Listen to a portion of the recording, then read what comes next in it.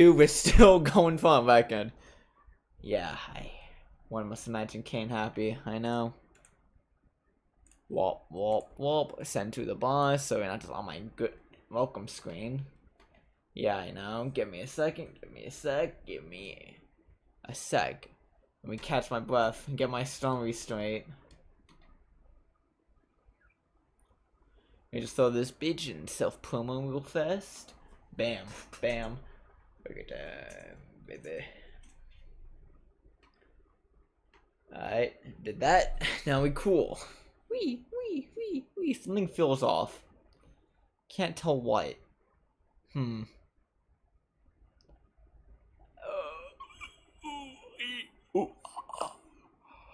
What? I'll figure it out. Hopefully. I'll figure out what feels off later. We go into a screen too. I have not been around this community as much as I should have lately. I apologize. I've been very busy as of late. As in today, I did a shit ton of chores. Yesterday, I was doing a shit ton of chores. I was doing my Japanese final. I just really didn't want to do it at all. Like, motivation was at an all-time low, honestly. Hey, Rosie, welcome in. How are you doing? Let me get some music on real fast, so it's not this awkward silence as I'm speaking. Yeah. Anyways, all I was just talking about is the reason why I've been streaming lately. Because, like, I had my Japanese final yesterday, and I had no fucking motivation to do that, man. It took me way too long to complete it. It wasn't even difficult, it was just tedious. Let's hop into a game mode, and I can talk about playing real fast. Almost like I'm a streamer of some kind. Let's try Acrid, maybe. Anyways, welcome in. Where's my... Okay, I'll just buy it. There we go. We're trying to beat our record yet again. We're probably not gonna do it, mate. Not gonna lie. It's not looking good for me. Hey, Mooney, welcome in. Exactly true and once have never been said. How you doing?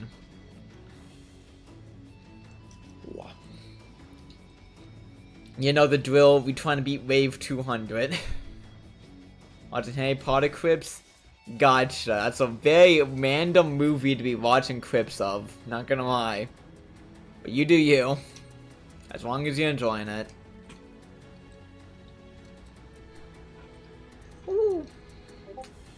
I'm in it now. Ooh. Oh, I need to send out the stream notified message. Give me a sec. I know I forgot something. I forgot to set out my fucking notification for Discord. There we go. The behind the scenes clip. Gotcha. Fucking stupid. I forgot to send out my Discord notification that I went live. I was just sitting here like, I feel like I'm forgetting something. Oh well. And I just forget to actually tell people I'm streaming. That feels important, not gonna lie. Anyways, on the scene clips, how are they? Are they any good? Are they funny? Oh, so good of a stream, right? Exactly. You get entirely how it is. Very funny. Gotcha. I am the best streamer that ever existed on God's screen Earth, I'll have you know. Trust me, bro. I would never do anything so scuffed. Why would I? Because I'm that cool. Kane's the best streamer? I know. Thank you, Rosie, for reaffirming. I'm a sucky streamer. Yeah, on pennies. You just gotta believe in yourself.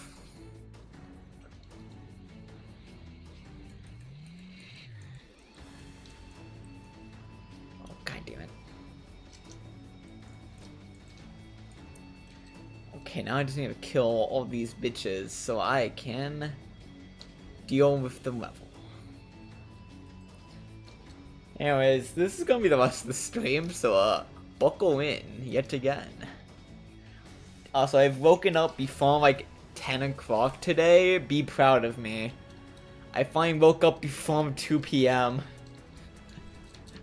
I'm doing good, I promise. I woke up like at 9 a.m. today for some reason.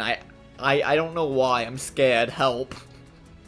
I'm not used to being up before noon. What the fuck? Why has God forsaken me in such a way? To wake up on me. Saturday, drive something else. I woke up at 9 too. Nice. Like, did you have any obligations to wake up at 9? Or you just wake up at 9 for fun? Cause if so, how the fuck do you do it? Like, the fucking 3 p.m. sleep kicked in. Like, oh no. I just fight through it. Like, I feel so productive now. Like, what, 5 a.m.? Gotcha. Oh, to be fair, I'm like high school and all that. I had to wake up at 6 a.m. So, like, it wasn't that bad waking up at 9. Just, now when I can wake up whenever the fuck I want. 9 is way too early. Don't know how much sleep I got. I probably don't, actually. Fair point.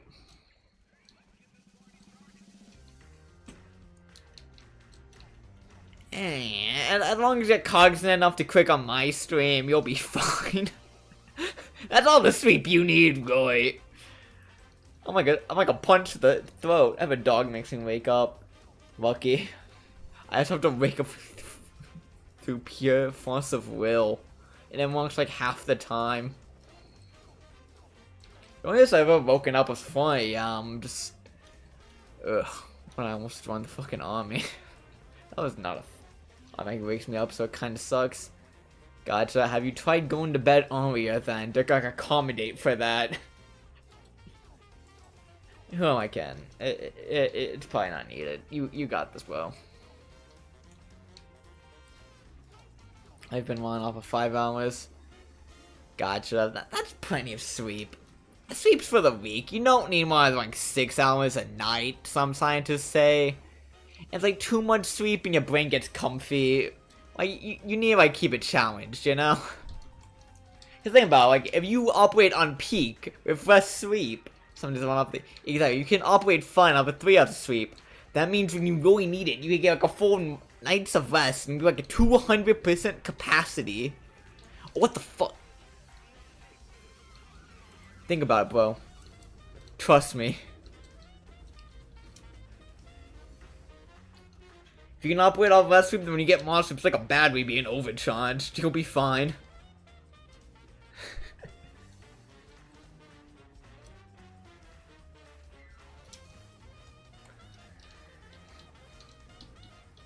About that fucking out of my mind. Okay. Hello. Kindly cease. Well, what the fuck? This is getting absurd. How many of you on there? 27, noted. How's rhetorical, you know?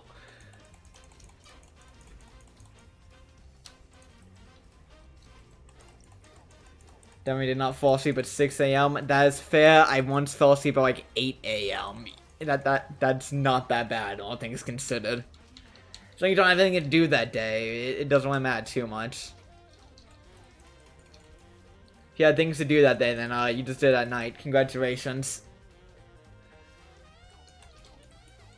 Yeah, my commentary skills are on point right now. Once fell asleep after 2 days. You shouldn't stay up for 2 days, probably. Just like a hunch, you know? It's like, I'm an empath, so I know this naturally. You shouldn't stay up for 2 days. It's probably bad for you. That also explains a lot, not gonna lie. Okay.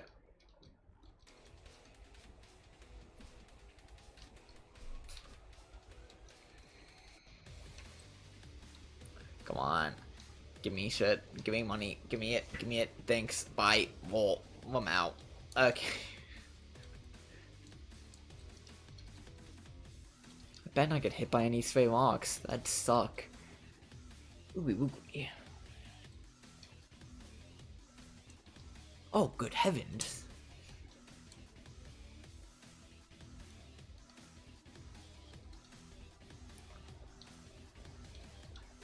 Okay, what's my cooldown looking like? Let me just move my model so I can actually see my cooldowns.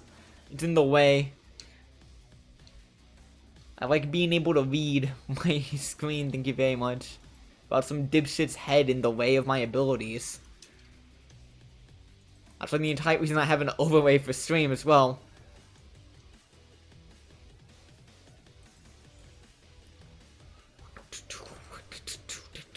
Anyways, I am fucking tired because I did not wake up like 3 hours ago. I'm cringe. I was also gonna do like a morning stream just to fuck with you guys. I wasn't sure how many of you would actually be awake at 9 o'clock today and actually want to watch a Twitch stream. So I decided to hedge my bets and not do that.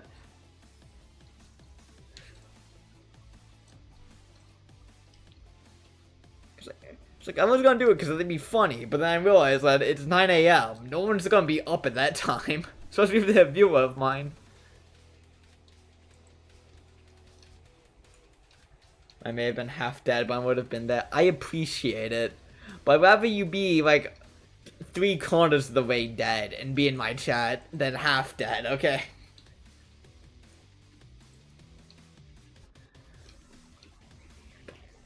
Look, I have no idea who else would have actually been there. That's kind of why I didn't go through with it. And it's good to know I can do 9 a.m. streams now and just fuck with people. Fun. Maybe maybe some new viewers would actually pop in. Who knows?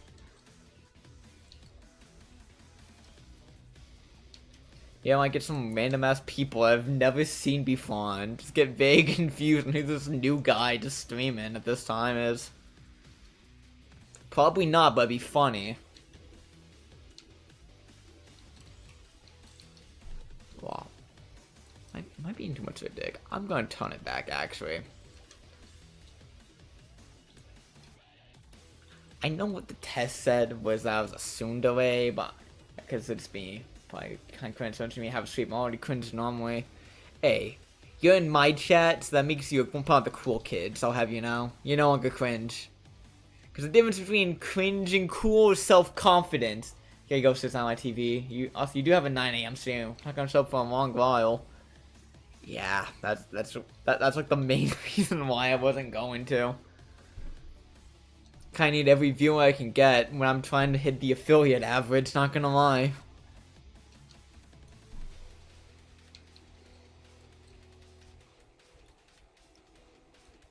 I'm not doing an affiliate push, mind you, like, but I'm just trying to, like, make sure I don't go down my affiliate average. It's like, for a good bit, I'm just gonna be streaming, like, peak time, just making it clear when I am live. After I hit affiliate, I'm just gonna stop caring about scheduling for a while. Do I get close like partner, then just partner push? Cause that'd be funny.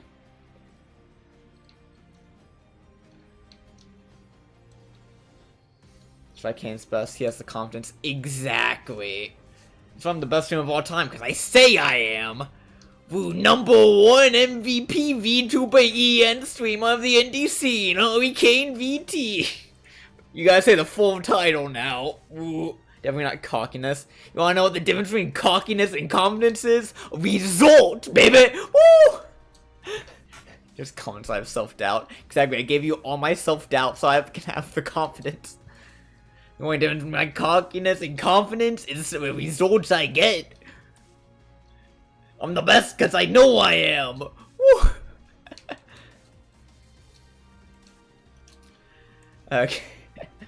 I probably should beat this route. Okay, and since you're the best, I have a crossing go font. You're taking my self-confidence, you really don't get much. Any bit helps, you know? Like, that's how it be. Anyways, the question.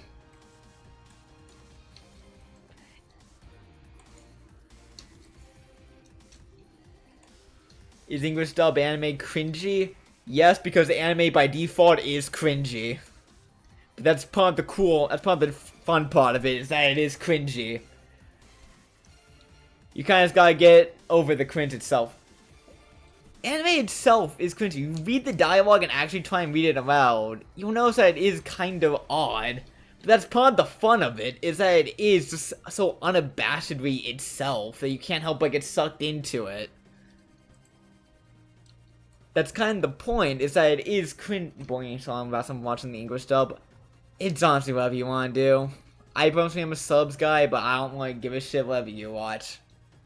Like, anime by default is cringy, that's the fun part of anime, is that it is so itself. That it doesn't give a shit if it is being cringy or not.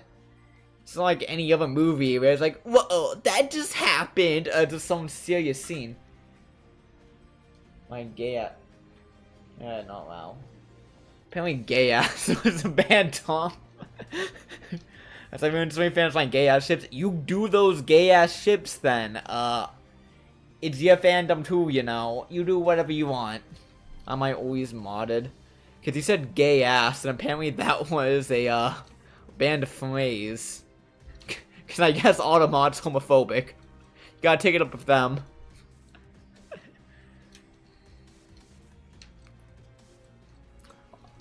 Gay.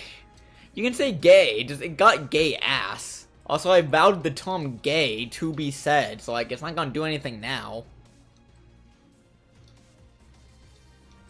Ass. Yeah, I vowed both of those ones. Like, Rule 1 only applies about slaw, it's not slamming. Like, I don't give a shit if you say fuck. Like, my rules are very vague for VTubers, and that's on purpose, you know? Like, they're very lax for a reason. Because I don't care that much. As long as you're not breaking TOS, it doesn't really matter too much to me.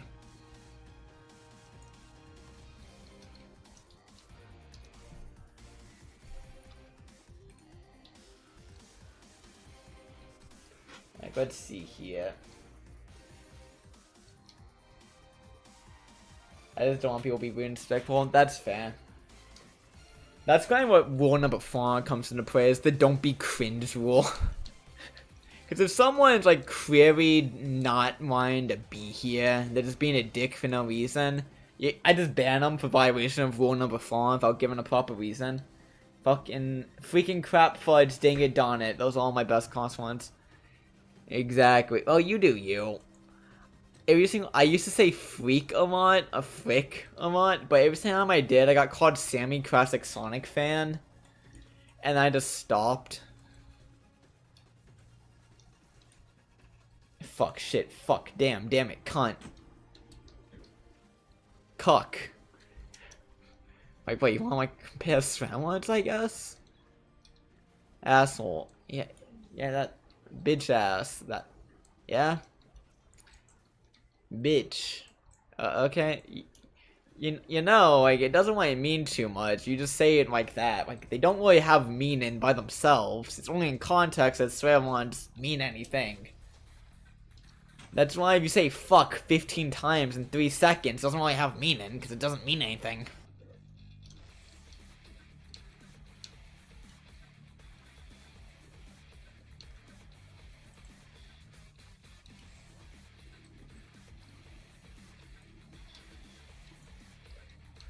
So like, you can keep going if you want. I don't really care, but like, You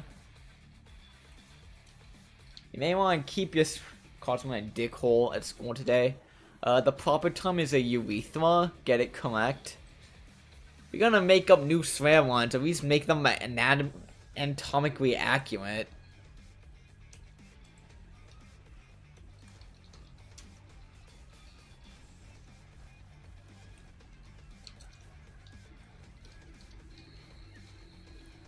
Okay, do you mind? Die, thank you. Jesus.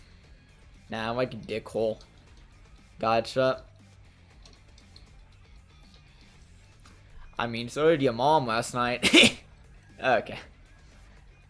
God, Kane's the best thing my Aunt Smart. What's next? Everything. You know what? Every single positive quality and virtue on the planet, I am all of them, and I'm especially humble. I'll have you know. I am the humblest person I know. No one is more humble than me. Kane, I will find you. What do you mean, Exactly, you should use me as an inspiration for humbleness. I am the most humble streamer that exists. Definitely not a tsundere. Definitely not. Have you seen the test results? It told me the one type I am not was a tsundere. Like, we all saw that, right?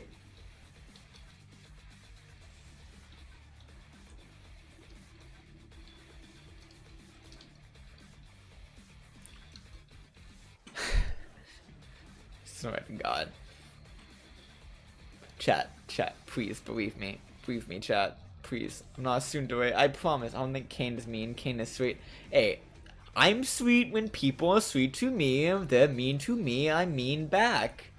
It's a mirror system. A sweetheart. Aww. Appreciate it, bro. I won't bully you for the next 5 minutes. Oh, fuck. Why did they do so much damage?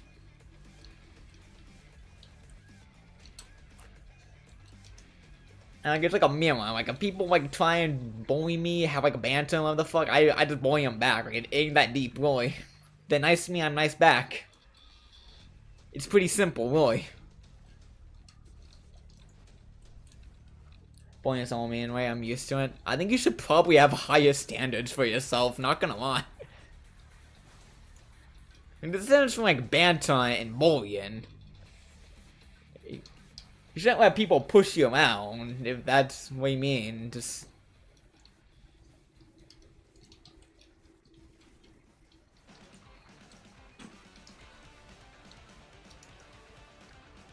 It's like saying no all the time is no way to live.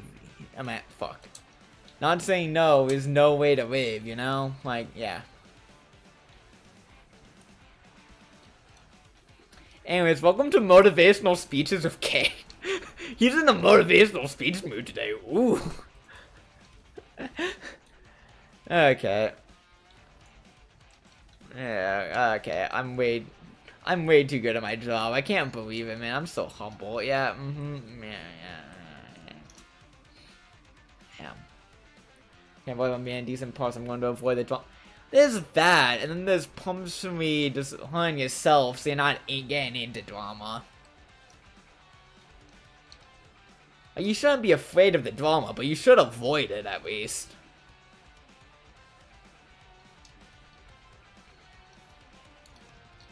Although, dear mind, you can live it how the fuck you want. I'm just possibly talking from what I think is best.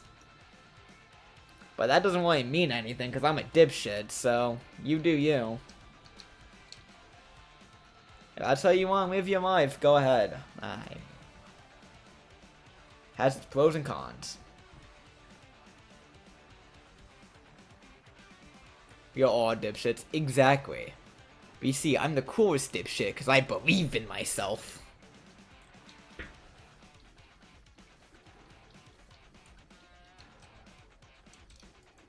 Okay, no, you're not a dipshit. You are smart. I appreciate it, but... when I say dipshit, I mean, like, I'm just another dumbass on the internet. Like, you shouldn't be taking me for life advice. That's all I'm saying. You should take it with a grain of salt, at least.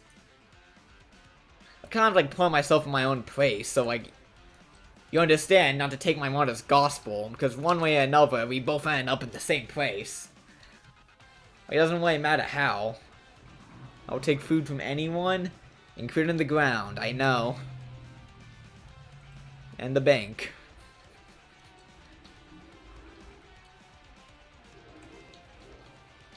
Yep.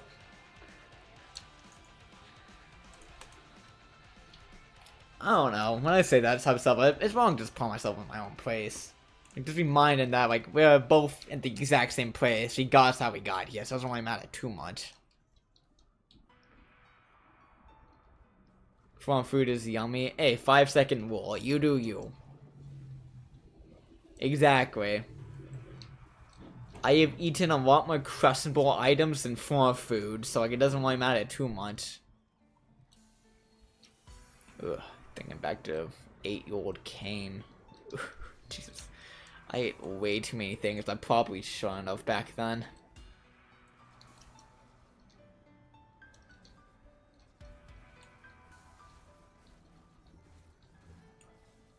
My sister fixed windows. I used to do that. Like, Like, when I say I ate way too much shit back in the day, there's a reason why I know why every object in my house tastes like.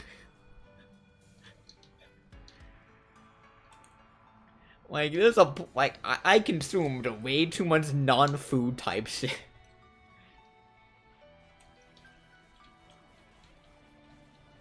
I also eat logs. I think you have Pika, not gonna lie. You may want to get that checked.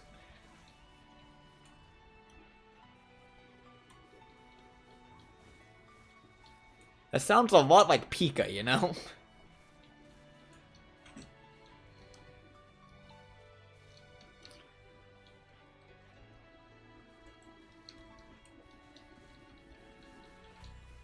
Okay, then.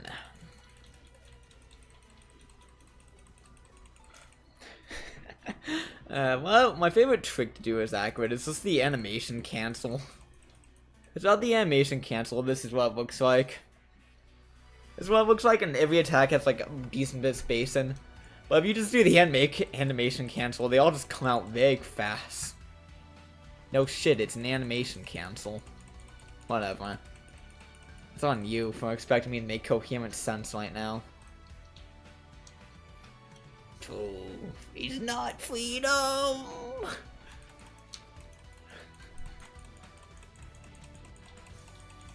To be fair, whenever I listen to Yakuza music, it just always makes me in the mood to give like fucking motivational speeches for some reason. I don't know why. Actually, what's wrong? Rip off my shard, give a motivational speech, and fight a buff guy on a rooftop. Not gonna lie.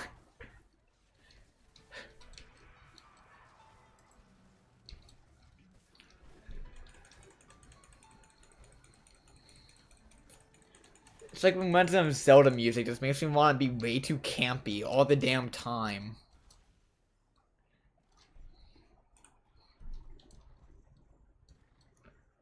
Alright, well, let's just find some chests. We love motivational meter cane. Exactly. To be fair, I like to think I'm good at motivational speaking. Mostly because I just don't do what I dislike. Because, like, I've discovered a trend lately in, like, motivational videos and shit. The one thing that pisses me off is, like, the tough love style of motivational speaking. Because that's not motivating. If you're in a negative mindset already, and you hear someone saying, you're fucking stupid, do better, you don't do this shit. Like, you're not gonna be motivated to do anything. You're just gonna feel bad about yourself. Like, I'm not saying motivational speeches should be, like, nothing but praise, but they shouldn't be put downs 90% of the time. That's just annoying. Like, it makes me want to punch the guy speaking, not change my life for the better. That's the issue.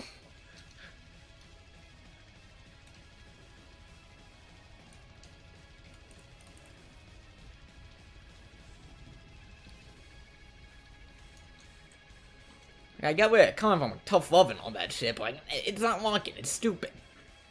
Do better. Stop being cringe. Learn how to actually fucking motivate someone. Point down motivational speakers aren't helpful at all. I know, it's fucking annoying though, because they're very common, like the only type of motivational speech people actually fucking know. So they're like, oh, give me a motivational speech. They start insulting you. Like, why? It's like, hey, I'm feeling a bit down. Can you get a motivational speech? You're fucking stupid. Be better. You're cringe. Like, that's not helpful, man. What the fuck? Shit, sorry, man. If I'm here for you if you need anything. Thanks, appreciate it. It's what a loser would say. It's like, what? Huh?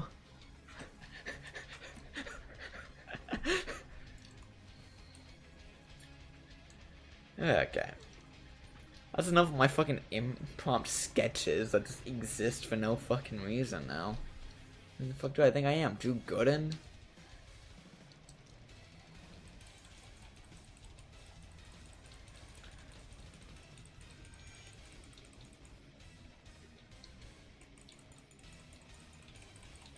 Okay, that fucker can die. You! Bite the bullet. Thank you. Playing my game.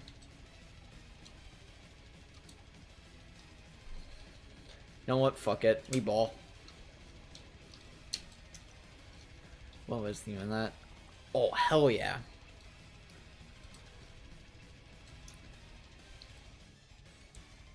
Maybe that was a bad idea. Maybe it wasn't. Who knows? Because we cooking. That's what we're doing. Oh, fuck. Camera says the collection. I lied. Gotcha. I forgot to change my story. I forgot to change my stream category. Give me a sec. I have 69.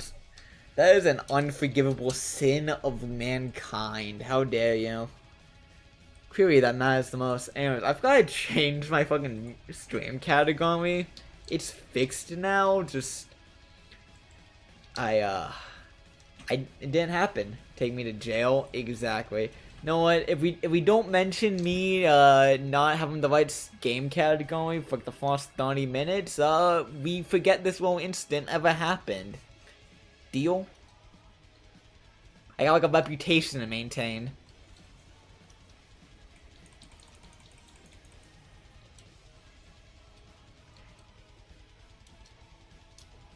We comes in with the steel chair. Deal, such a deal. Oh my god, can't believe it. Yep. Man, another satisfied customer. Okay. Man, my charisma skill must be at like a solid like 100 out of 20. That's how. Oh, I forgot it was Autofire Command. Hold up. Wait, is Autofire Command? Oh, I can do so much of this now. Crit makers. Lens makers, yeah. I didn't misspeak. I never misspeak. I never fuck up because I'm cool. Based. And what other mods the cool kids say these days. Because people think I'm sorry, I'm 16 scissors, not 15. It's a big difference. Exactly. Like 15 scissors, fine. 16, what the fuck are you doing here? Get in jail this instant. I'm pretty sure the local mental institution's looking for you. Like, you see, like, there's a big difference. 15 though, like, yeah, we chillin'. Like, you cool, I guess.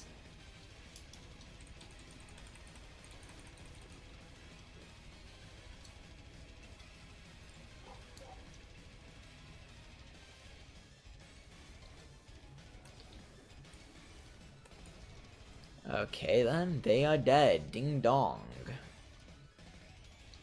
Well, let's get the executive card. Fuck. Oh, let's grind it to get to the executive card, actually. Oh, I now have boss damage? That is good to know. Tasty. Anyways, I got so much shit done today. Oh my god. Like, I not only did, like, some taxi diving, basically. I also cleaned my room. And like, deposited some checks to the local bank. Oh, I'm so good at being an adult. Like, the best that there is. I need one of those, like, millennial shorts now that say, adultin'. Cause, like, that's how good I am at being one right now. Oh.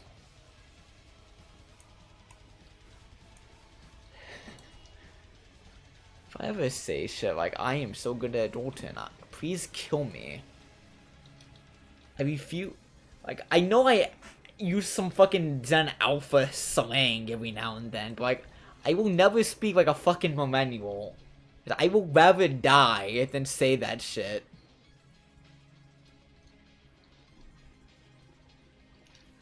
I'm not even that old. What? Oh, hello. Oh, fuck. What are you doing here? What are you doing here? Get out of here. Okay, get... Do you fucking mind? I need to kill a wandering vagrant real fast. Okay, that was way too close. Life spam me because I don't have to babysit today. Ooh, nice. I'm honestly, like, free for, like, the next 4 months now, because every single obligation for, like, the next 3 months I have dealt with already. In one form or another. It's like, I am chilling for a while. Today was a very productive day. I got everything done that I needed to, like, the next couple months. It's like, every single final project's been turned in already, reviewed, and submitted. And then after that, I already dealt with every single other life obligation that I needed to do today. It's like we can chill now for a while.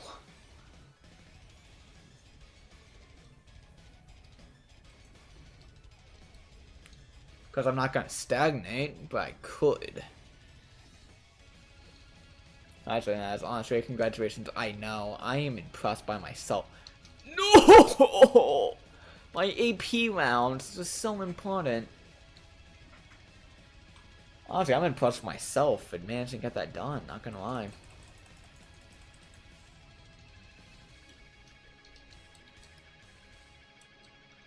Well, I guess I'll just create my schedule for the fall-a-thon at the end of May. So, there's that. That is to say, fall-a-thon, every follower gets an extra 15 minutes on the clock. Just saying. Anytime to start showing for my channel, it would be at the end of the month. Please don't show right now. I need all the potential followers at the end.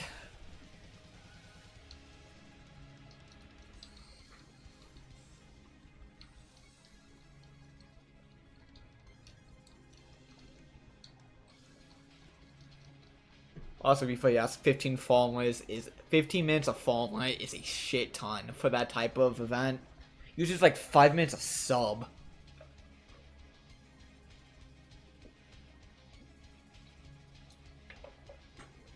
Oh yeah, fun fact, since I actually have a dice roller now right on my desk. So I can now roll a d20 anywhere I feel like. 18. Wow. Amazing. You too. Okay. So I can now make random saves.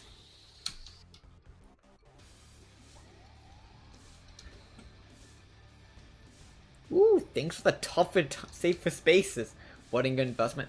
I actually bought it via the D&D Club raffle last year. I never really had a place to put it until I cleaned off my desk. So it's always kind of like sitting on my dresser, not really having any use.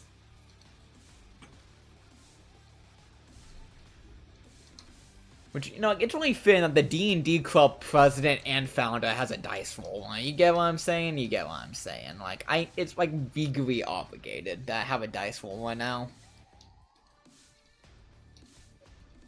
To be fair, I wasn't even gonna win it. Just I beat someone's ass at Smash Bros that day so hard they physically took damage. Like, I beat them up so badly in Smash Bros they fell out of the chair and ran on their ass in a weird way. They had to leave the room and go to the nurse's office because how badly they lost to Smash Bros. That's why I no longer play the game, because I am too dangerous. I physically cause harm to my opponents when I win.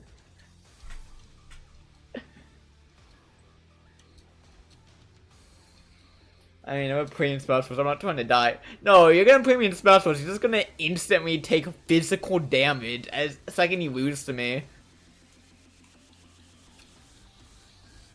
That's the reason why I don't have a Switch. It's for everyone else's safety, not my own. It's so I can't harm random people indiscriminately online.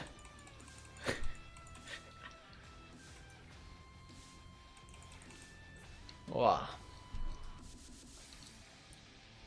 Anyways, I got some fucking lost stories to tell from the D&D Club, not gonna lie. Like, the one time I nearly put a fucking club member into a chokehold because he didn't recognize the club's president, and he was literally defying my authority, like, to my face. That was not a fun time for anybody. I'm just gonna tell that story real fast. So, just context-wise, I'm just gonna just use these actual fucking names, because I don't care enough to censor it. They're not gonna be watching this anyways. If they, I'm sorry, I'm just gonna actually use fake names that are vaguely similar. I'm sorry, Adrian, and, I actually don't know his name. I'm gonna call him John. So, Adrian has this fucking Omegamont jacket, right? He was part of the club, and one of the campaigns we were running for the club for a while. And then one day, John, who was part of like another group's meeting, by the way. He wasn't in the party. He wasn't supposed to be in the room. Was fucking with Adrian. We went with me, stealing his jacket and was like playing keep away.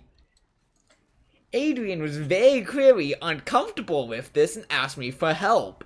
I asked George calmly to give back the jacket. He did not listen. I asked him again, very calmly, like, hey dude, give back the fucking jacket. I'm not gonna ask again. He didn't listen.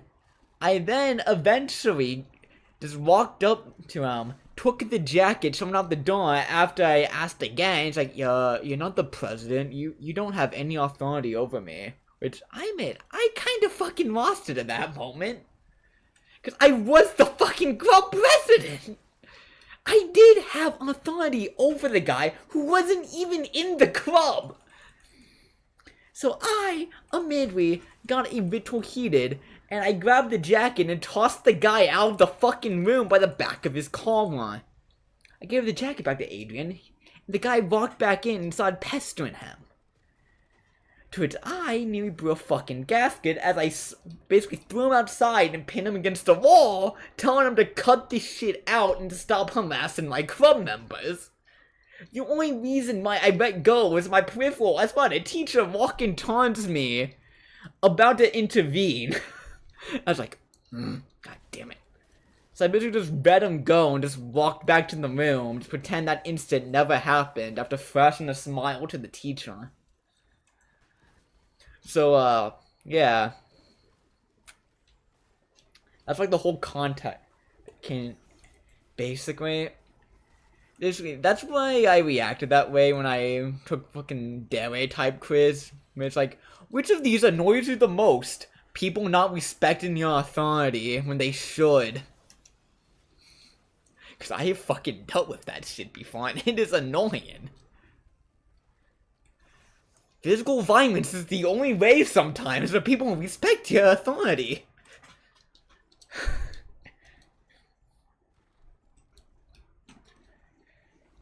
Anyways, yeah, just more of the story. Don't fuck with my club members and don't fuck with my followers, or else I will get violent fast. I am very protective of the people that I have authority over, okay?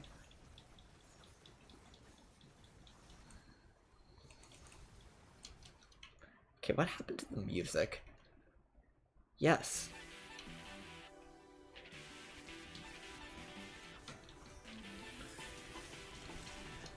I will throw hands if I have to, you know, like... Okay, there we go, the music's back on. So I can stop, you know, being genuine and just, like, go back to bullying. Okay, this is some god shit like that. Just made yourself even cooler. Thank you, I know. Again, it sometimes feel like I'm stuck in I'm stuck as, like, the MC of some shitty anime, not gonna lie, because of all this shit that I have to deal with. Just with the club and all that. Because... I got another fucking want to say, by the time that club nearly got associated with a school shooter, which made me fucking anxious as hell. Cause like I'm just gonna call him like Denny, I guess. So swear to God, I'm just telling more stories at this point from D&D Club on I whatever. So basically, long story short. There's this person, Rayla, let's call her, who invited some friends over from JITC. She was already a pain-in-the-ass member of the club, but she wasn't breaking any explicit rules. I couldn't do anything to her, and I already told her to stop being obnoxious. She promised she would, but she brought some friends. One of them was another cadet named Denny, who was also in the JITC. He was fucking stupid because he was trying his best to be weird, but he doesn't know how to properly act crazy, so he was just being stupid. And then I mostly brushed him off because I was busy helping other club members run and play the game, because that was the experience group they were in with one of my one of my lieutenants, captains, what the fuck, let's call him Mitch. he was managing them. And it turns out that Denny was being such a pain in the ass that Midge almost threw a fucking chair at them. The only reason he didn't, allegedly, is because a teacher was watching him. It's like, okay, that's good, you did not. Anyways, I caught Denny just walking through the hallway, and he looked me down like, I can beat you up. It's like, no, you fucking cannot. And just moved on my day, because I wasn't gonna humor the dipshit, because I had other things to do. Until next day, I was minding my own business. It was dawn period. It's like 10 o'clock in the morning. I was tired. When I got a text message saying, guys, I think the club might be linked to a school shooter. You guys know Denny? It's like, yeah, what about him? He just got pulled out of the class with some cops. Like, what? Yeah, it's some cops apparently. It's like, no fucking way. What happened? Yeah, apparently there was rumors going on. He brought a gun to school. I was like, what? Huh? Excuse me? And then, I can beat the monk. Yeah, exactly. I was like, what? I was like, whatever. Probably just bad timing. As I then read the email sent out automatically at the end of the day saying there was an incident on campus. One of our students brought a gun onto the campus. The situation has been handled with. We like to let you guys know anyways, as part of our transparency. It's like, goddamn, the fucker really did bring a gun to school. So yeah, they got to school the exact day after he attended a D&D club meeting. I was like, whoa, huh? I was like, oh no, don't fucking tell me. I was worried for a while that they would like discover he went to a D&D club meeting the day before, and so I can investigate the club thoroughly that year. I was like, oh no. Like, I'm already vaguely attached to a school shooting allegation. I can't be attached to another. No! I doubt the fuck was gonna do anything with it. I think he was just trying to scare other students with it. Because my impression of the guy was, he was stupid. He was just trying to act crazy for the lulz. He didn't really have an idea of where the line was. So yeah, that was fun. We used thought he was cool with a gun. Yeah. We used that tried to act crazy to someone who was already fucking losing it. So I saw right through that bitch. I was losing it at that point before I even saw him. It's like, I knew full well what it was like to be crazy, and he was not acting like it. Like, he acted way too composed, like he was trying way too hard to be all twitchy and shit. Let's go to a D&D club. You can find one, probably. Just know, running a D&D club is very difficult. I have a couple more stories you guys want me to tell them. I don't want. Next one, though, is going to be a bit more positive, because I don't want to be too negative about it. Like, it was a fun club, just those dipshits made me anxious every single day. More stories? Alrighty. So, should I talk about, like, the struggles of trying to find a sponsor? Do I want me to talk about the club fair? How I went about promoting it? I'll tell you about both. So, keep in mind, I ran the D&D club from sophomore year. One for Fetus Drama. Okay. I ran the D&D club from sophomore year to fucking senior year. I founded it in sophomore year with my best friend at the time, Binga Chillin', let's call him. Eventually, keep in mind, sophomore year was 2021. It was hybrid one, and only a third of the student population was at school. I'm just finding like a general history of the club. We had a total club population the first year of like 13 people. Which was impressive when only a third of the school's population was there. But like, it was like a sign that was like, there's some possibilities. Eventually though, Binga Chillin' left the club's leadership because he just wasn't interested in D&D. He founded the club because he was my friend. I was interested in D&D, but he wasn't. And we found a sponsor. Let's call him Megan, which is the actual fucking name. Because Megan here. Okay. So, We went around the sophomore year though. Mainly we found the club sponsors really just going classroom to classroom asking if they'd be willing to sponsor the club. And if they'd be willing, you know, like help us set up and just run some stuff. We had no idea what it was like managing the club. We figured it couldn't be that difficult. It wasn't that difficult, all things considered. We just needed the room. And well, when we go in to ask Megan, we found that she had a substitute teacher in. I was like, oh, okay, whatever, let's go ask some more. We eventually found a club sponsor that year in the form of a math teacher. Let's call him Willy Boy. Hey, Cracker, welcome in. I'm telling a D&D club war stories. How you doing? Anyways, I'm providing this background on just the D&D club activities, so what I'm saying just makes more sense. Because that club had a fucking sponsorship issue. I'm doing alright? Gotcha. So to recap the situation, Bing Chon was technically speaking the co-president at the time. He was my best friend. He wasn't interested in D&D and he left. And we had two clubs, and we had a club sponsor at that point. He went by Willy, let's call him. So Willy also played D&D somewhat recreation, right? He occasionally joined in for the first year. He mostly just did random grade and stuff. Which was fine by me. Like, I didn't really ask them to play D&D with us.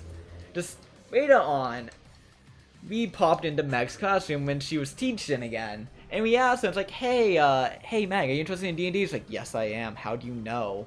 Hunch. Oh, that's fun. I have an entire PowerPoint, by the way, dedicated to teaching D&D. 5 D&D books. I have on hand an entire set of dice. It's like, what? I was gonna find the D&D club next year if you guys didn't beat me to the punch. It's like, what? Okay, you wanna be our sponsor next year? Yes. Okay, that's soft then. So the next year we had Meg as a sponsor, and she found another sponsor, a random history teacher who played D&D as well. Let's call him Lucas. That's his actual first fucking name. That's what I knew him as. Lucas was pretty chill as a person. He was also a history teacher. Just that year was junior year, so like it was pretty stressful, all things considered, but it was also easy as hell. So for junior year for the club, we had to focus on basically just finding sponsors to make sure we could have everybody. So for that, I got about 3 different rooms so to use when we played in the hallway outside of Meg's room, because no one was gonna call us on it. We had I said his actual name. Whatever. We had Lucas basically providing just a random pad for new students as well for them to run modules with.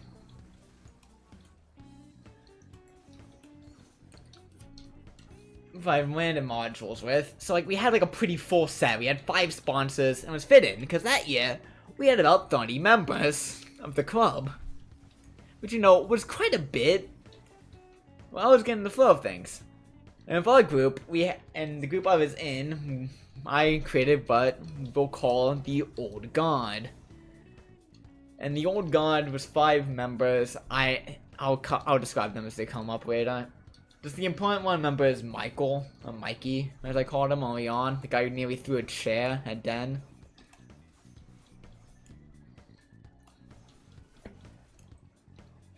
That's the important one for now. And also Emil, I guess. Who was also there for a lot of the times, and she was just clunky, I guess. I don't fucking know the best way to describe her. She was the straight man of the group, basically. So that year, every year the school does what's called a club fair for rising 9th graders. 8th graders going up to high school for the first time. So you do a club fair, basically show off what the school can offer, and we got a table. So for that year, I decided it'd be funny to make potions for the club fair. I could hand out for the D&D club. So to make the potions, what I did basically was I bought some Kool-Aid powder, various types, some potion flasks I call them, basically just Unk Mile bottles. And then there's some random edible glitter and some sprinkles. And I just had a bunch of them sent out, because, you know, they looked green, had particulates in them. and were technically speaking edible. It was all fun and games until one, that's actually kind of cool. It was pretty cool. It got a lot of attention, but the issue was I had no idea how to fucking explain D&D to somebody who's never played D&D before. So I was panicking, and my go-to explanation, which I don't think helped, was it's like Monopoly, but with swords. Which is a terrible explanation, but I couldn't think of anything better at that time. Until I heard Michael describe it as basically playground rules. Basically a playground game of imagination. But there's rules in place to settle pointless arguments. I like that explanation a lot better than Monopoly with swords, so I went with that from then on. As we created a club poster and everything, gave some explanations of what D&D was, and set forward in the next year, basically after a successful year, when I get told that Megan over there is now working at fucking Yale as an admissions coordinator. I was like, what the fuck? And it's fine, we actually have the next line of control in the form of Rook. It's like, that's fun. At least the club will have someone they actually know as the next president. I'm sure this won't be foreshadowing for a later issue. As I walk around and talk to Willie, as it turns out he's also moving schools. I was like, oh cool, that's only both the fucking main sponsors we had that year. I'm sure this isn't foreshadowing for any other issues. Actually, since this is my junior year, next year I'm a senior. So I can't fix any sponsorship issues as they come up next year, because I won't be here next year. Foreshadowing. So the next year rolls over and I'm a senior, but quickly, from junior year to senior year, the open house happens, where you can walk around the school and basically talk to teachers and get to know them before you actually have to get taught by them. And around that, we meet Megan too, a science teacher this time, who promised us during the sophomore year that she would sponsor the club when she got a chance, but she fucked off to Connecticut with her horses or something. Yes, they're both named Megan, and no, it didn't get confusing, I promise. That's also when I discovered Rook too. So showed up. He's also a science teacher on the same floor as Megan too, but he's also loaned off his room for the club and just provide general advice. I knew him because I took it's Megan 2, not just Megan, exactly. Rook 2 as well, who was also the sponsor of gaming clubs. That's why, and he was my forensics teacher the year before that. So I knew him personally as a guy I could count on. So eventually, we managed to coerce Megan too into also sponsoring the club because she promised us she would on the sophomore year. Just she couldn't because she was going away the year after that, and she was always Science Olympiad for the school. It's like, okay, cool, it doesn't really matter. So eventually, the year rolls around, and our lineup is looking like this. We got Rook 1, Rook 2, and Megan 2 for every single student from the D&D club. That year was the largest year yet, and we had one less sponsor than we did before. I was panicking, especially because I wanted to get the club started as early as possible. Because the year before that, people were complaining about how long it took for the club to start up. Because I was giving my comprehensive tutorials on how to play the game. And started the club like 3 weeks into the school year. So I want to basically bridge the process of getting the club started up so we have more time to play D&D. And so I can skip the tutorial faster. That will bite me in the ass later, creating the party, by the way, that skips the tutorial. Just foreshadowing. So eventually, I talk with like Lucas 1, the current head sponsor of the club at that point. And go, oh hey, what's the deal with the sponsors? Like, oh yeah, I've actually talked to another teacher on the forum. We have another room we can use. Like, oh that's nice. Okay, thanks bro, no problem. And he moved on. Eventually, I taught everyone how to play D&D for the first time for a brief tutorial in Lucas's one's room after the school year started about a week in, which is stupidly fast, by the way.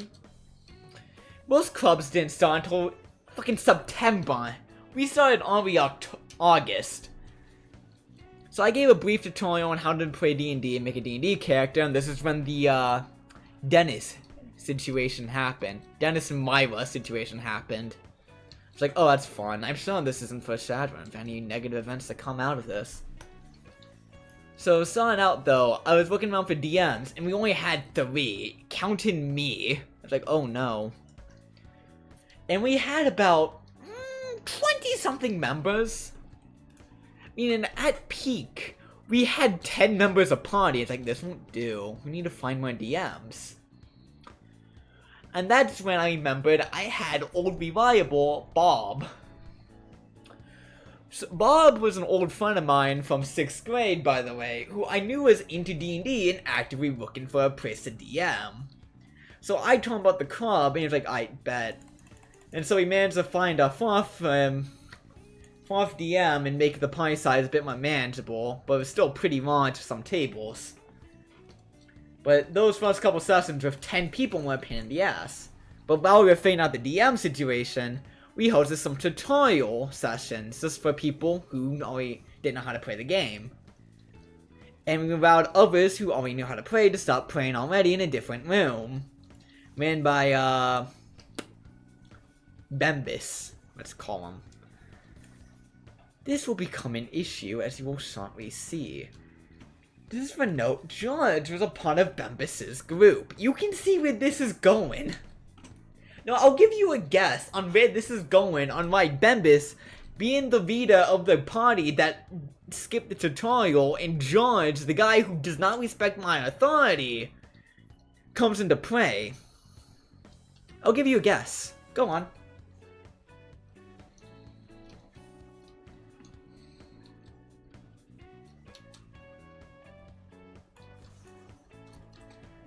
Whoa.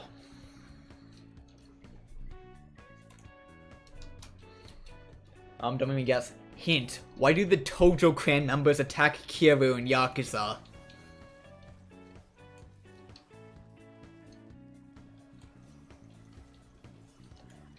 The issue was, they didn't recognize the leadership positions. They didn't know who was in charge of what. So everybody in Bembis' group had no idea I was actually the club president. So anything I'd say to them didn't mean anything because I had no authority over them. And I couldn't do anything about it because I couldn't exert my authority over the situation without getting the sponsors involved, which would only make it seem like my authority is very weak. So like, I was stuck in a bad situation because of this, because now I had a group of outsiders who had no fucking idea I was the president, who actively interacted and mingled with the groups underneath my command and authority. We had a satellite group. D&D Club had a fucking schism at this point. We had a fucking schism. That's how much we got. It's that we fractured. This will come into play later during the D&D Club presidential elections. Yeah. You didn't expect the fucking schism of D&D Club 2023 to come into play now, did you? This also came into play when later in the year— I'm getting ahead of myself. Basically, we had 3 parties in one fractured group, that was a satellite party, who roughly knew that our group was also part of the same club, just didn't know how it fully worked. This will come into play though, as I mind my own business one day when I get a text from Bob, who goes, "Hey Kane, it turns out that one of the members in Bembis' group is actually a pedophile who makes weird comments about 12-year-olds. Can you do something about this?" Like, I will bring it up. But I couldn't fucking do anything about it because I had no authority over them. I couldn't tell. I couldn't tell Bembus to keep their praise in line, because they didn't know I had the final say over it. I couldn't let them know about the situation, because they didn't fucking know who I was. That situation nearly gave me an aneurysm, by the way. Just saying. Like, I let Bembus know, and I tried my best ability to explain the situation. But I don't know how it resolved, because I didn't have any fucking say over the situation other than just letting Bembus know. Shit was annoying, greatly, in case you can't tell. Anyways, we did not have any say. That's sad. That's fucking annoying. You understand why now I grabbed the guy by the back of his shirt and physically threatened him to shut the fuck up now? You get why I kinda had to use physical violence to assert authority? Cause it was very clear Lawrence wasn't getting anywhere. I had to use fucking hands. I nearly lost it multiple times that year, by the way. So, let's move on. You know, Miss Mason. I know. There's more I'm forgetting, but if I remember anything done in the stream, I'll tell you. Let's move on to the D&D club fair that year, cause our fucking plan was genius. So we coerced Bembus by basically twisting their arm and guilt tripping them into helping with the club poster a bit. So we made it look very beautiful. And then after that, I'm a very loud person, in case you can't tell. I know how to draw a crowd at this point. I've been doing it for the past 3 years. So I was managing to advertise well, when we noticed that less people were walking over to our booth, and more people were walking over to other people's booths. So you wanna know what we started doing? And wait, no, they started walking over to TSA's booth, because of the fancy robot they had. And it turns out, you wanna know what we started doing, by the way? That I find funny? So this D&D club booth, it was officially just me and Bembus, just representing the club. But it was also Michael representing TSA and Emil representing Page Turners. So, what we had happen was that Michael and Emil would desert from their posts to help advertise D&D Club, as we would get tape from the Page Turners booth, walk up to the TSA's robot to start taping flyers for D&D Club onto it. So anytime they would look at the robot, they would just see a D&D Club flyer attached right onto it as well. It was okay because Michael was the one doing the taping, so it was a member from inside the TSA's club, so they couldn't say anything about it. But we had Bembus and Emil munch the booth. That got some traction. And the final thing that we did was that we wanted our flyers and we wanted to get rid of them. So we decided to split up into teams where me, Emil, and Michael would just leave the booth with flyers in hands, accost random people with them, shoving it in their face. Like, we have a D&D club, check us out, please. And just get rid of the flyers as fast as possible. It worked. And then we turned back to booth flyers, and we noticed that more people were still coming in.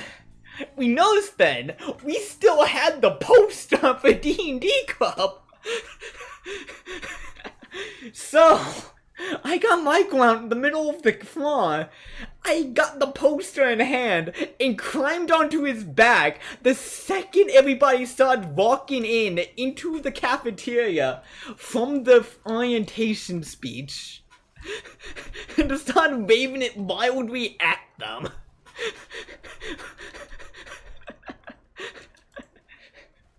Just, you know, to see how much we could chill for the club. All while Bembus and Emil was working damage control at the booth. We were just attracting us on his back. We were piggyback. I was a piggyback riding him, by the way. It was very noticeable.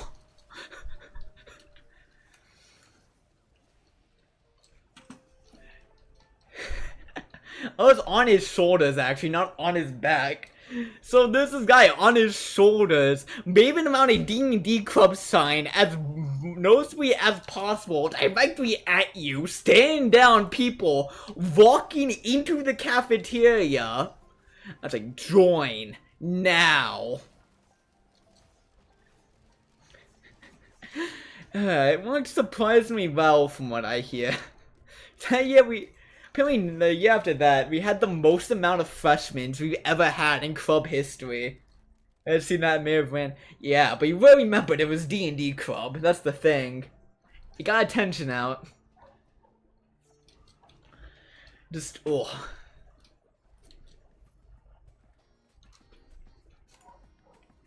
So, and then eventually the night came to an end for the D&D, for the club fair, after we completely hijacked it, basically. Just show from our club. And then we eventually just went home, and I just stole the poster with me, because I had nowhere else to keep it. What is this doing here? What the fuck? What the fuck?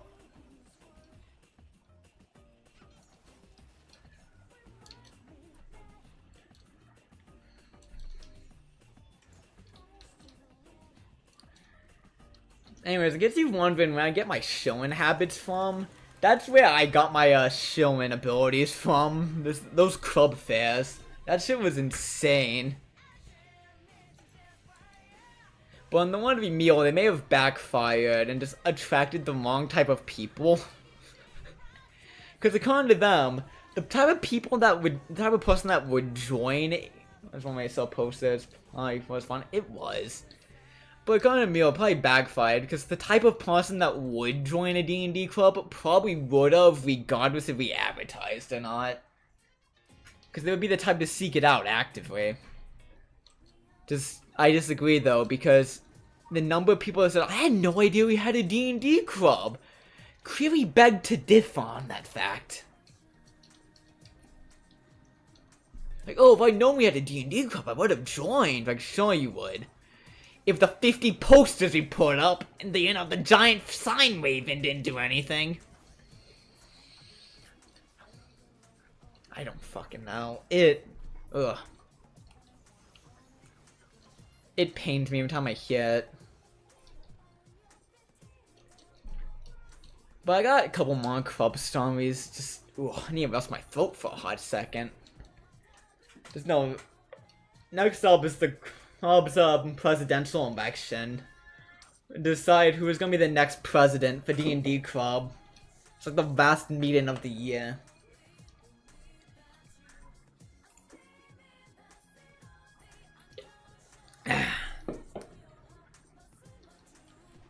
Oh, what the fuck? They got Dios? No! I gotta kill every enemy twice now. Actually, it's like twice the money. That's fine. Okay, now storytelling. What, did that not give it away from D&D club? It's kind of hard to be a bad storyteller when you've managed the D&D club, you know? Alright, let me now just go with the fucking nightmare. That was the presidential election of D&D club. So, to introduce this, I need to go over a character we already talked about briefly called Adrian. Because to find the D&D club president, I started scouring for them early on. Because I knew that if I want any hope that if the club was going to last past my senior year, I needed to find a good president. You know, someone with charisma, someone who was passionate about the game. And my biggest requirement was an underclassman with no other obligations so they could focus on the club. And also was passionate about D&D. So I started scouting for candidates.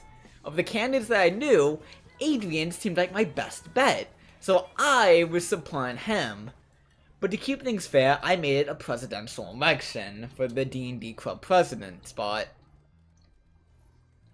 That way, if people wanted to run for president, they could go for it, and that it wasn't just a dictatorship. So, along came Bembis, the person from Mario from the satellite group, and the person from Mario who had no fucking idea I was the president. Apparently, they heard through the grapevine that I was holding a presidential election. They technically fit every single requirement. So I was expecting it to be like a sham election, honestly. And it's like, it's an election for all intents and purposes, but I doubt anyone else is gonna volunteer. Because, you know, I wasn't expecting anyone else to even bother with the sham election. Turns out, Bembis had the brilliant idea of just volunteering themselves and then using the satellite group to vouch for them. As it turns out, they got into the club via Emil, part of the old guard from Aria. That's how they figured it out, from what I could tell. Just, the election went like this. My process was simple. I'm not going to tell the candidates what they're going to do that day, but I'm going to have them plan to do a karaoke, and then the presidential debate, because it was also taking part at the same time as the end of the year party. When I announced the karaoke, everybody booed. I explained it wasn't going to have any bearings on the grade in itself. They still booed. I explained. I literally gave a very convincing explanation. It's like, you see, you know, it's not about the singing itself. Like, as a D&D club president, you'll be dealing with a lot of unexpecteds throughout this entire thing. This club is very chaotic. You need to know how to roll with the punches. The karaoke is a low-stake way of showing how well you can. We're not grading you on singing ability, we're grading you on the ability to get into it and to actually convincingly do it. To roll with the punches, more or less. I didn't tell them because that would defeat the purpose of the trial. They didn't buy it, so I did a vote to either keep karaoke or to not do it at all, and they overwhelmingly voted not to do the karaoke at all. Which I was like, they're cringe, this is still a D&D club party, you know? Like, we're supposed to be having fun. Boone High School came into some that. I personally think my karaoke idea was a very good way to test how well people can roll with the punches, because I knew the next year was going to be very chaotic and very tumultuous. So after that point, I kind of just went, okay, whatever, again to the speeches then. So I asked them, I gave them a couple minutes to prepare, and then asked them to give a speech about why they should be voted in, what they think the biggest problem of D&D Club is as it stands, how they plan on fixing it. And you want to know what Bembis said the biggest problem of D&D Club was? The communication. When they, themselves, never fucking joined the club officially, they ran off to do their own thing before I could even get a Discord set up. They never joined the Remind. Yet they fucking complain about the communication in the club. I think it's very good if they could fucking find the building to begin with. In case you can't tell, I'm very heated about this still. Given the fact they managed to find the presidential election to begin with, I think the communication was just fucking fine. They weren't even officially in the club.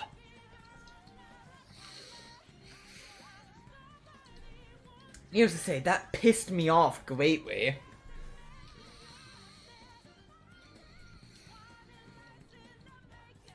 Okay, what's up with this music? Why did it change? I don't recall swapping the music over, you know. Because I hit shuffle. Anyways. And then Adrian gave a pretty good speech as well. It was clear though his specialty wasn't in public speaking because he was kind of awkward. Didn't have that much stage presence. But I voted him in because I knew him well. I knew he was passionate about the game. Because for the first time I met him, he spent, I saw 20 minutes talking about D&D. And how cool his characters are, and about his friend's D&D's campaign. It's like, oh, that's cool, he's into D&D. Yeah, okay, I can see him potentially being a good president. And then no other good underclassman candidate came up. It's like, okay, my only bet here is Adrian, so I will go with him. You know, he lost the election, by the way.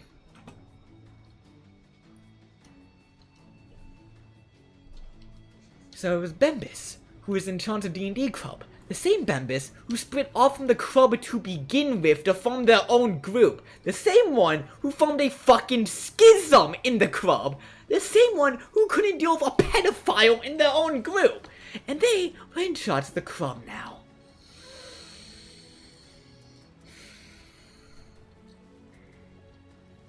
In case you can't tell, I'm vaguely annoyed about that.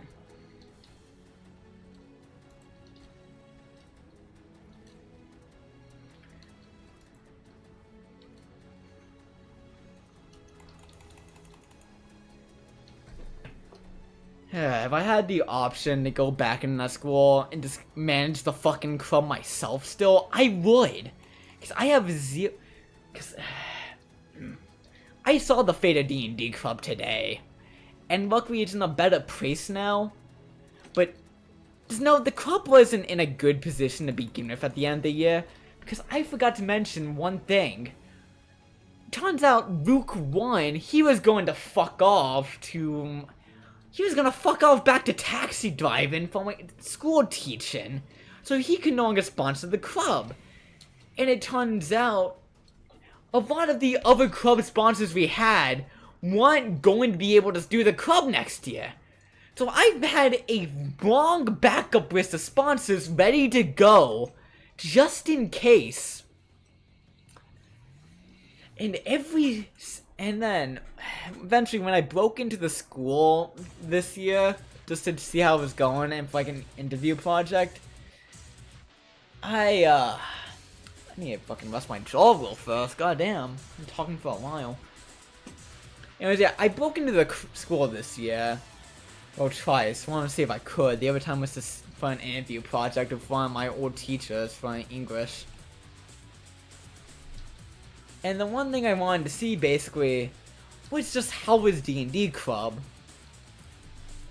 Well, it turns out you broke into school. It's very easy. If you want, I can give you like I can give you like a heist plan style. So the school has 7 buildings, and each of them have an auto lock installed that automatically activates every single day in between classes. Every single day during class time, as well as 15 minutes before and 15 minutes after school. But they dismiss for 7 minutes in between transitions. So what I did was I just showed up, waited until transition hit, just walked into the building like nothing happened, just walked to where I was going. Nobody batted an eye at the guy with the full beard and mustache walking into a school. Anyone did ask, I was just gonna say I was a senior. Just lie about it. It was pretty easy, all things considered. And the question why I didn't have my backpack, I was just gonna say, oh yeah, I left it in my car. I was here to get something from the school real fast. And it's like, I forgot it in the casually broken. Yeah, it was pretty easy. It was for an English project, okay? I needed to interview a teacher, and I had to arrange it somehow. I figured the easiest way would just be breaking into the school in the middle of the school day, just doing it during class. I got it okay as well, so like, technically speaking, I was a guest of his. I didn't want to deal with the whole check-in process, so it's easier if I just broke in. Like, no one knew. Like, I could just walk out, honestly. It was also the end of the year, so no one really cared too much either.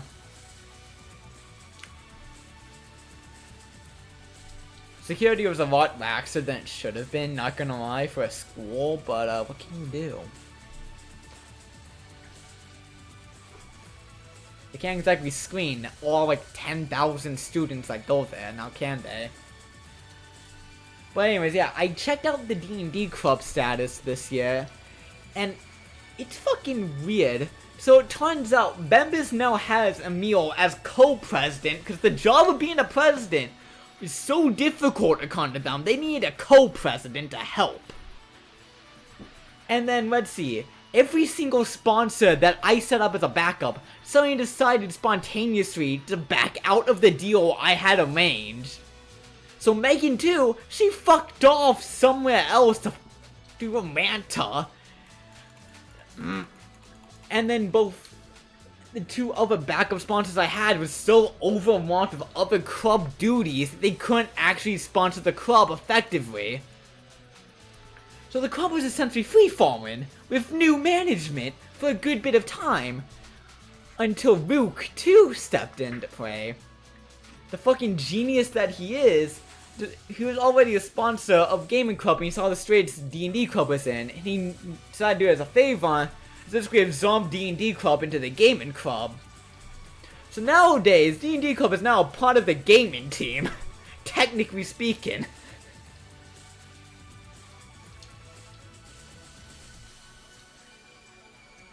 But there's like no new members in that club either, except for Emil. It's entirely, except for Emil and her small group of friends, there's no new blood in that, there's no old blood in that club.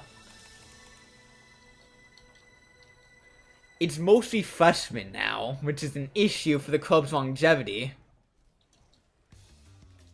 But that also means I was so successful at the club promotion that I got the club's population to be mostly freshmen now. And then, when I checked in on the club, members had the fucking gall to blame me for the bad hand the club was dealt, when I did everything in my fucking power to ensure that they had anything left over. I didn't know Megan 2 was gonna fuck off to a different school. If I did, I would've gotten another backup sponsor. I didn't know that M&A were gonna back out of their deal. If they did, I would've gotten different sponsors, or at least told them to not. Or tell them to tell Fembus. Like anything, Chloe. But no, all of this I had no info on. I was blamed for the bad hand the club was dealt when I did everything in my power to fight against it.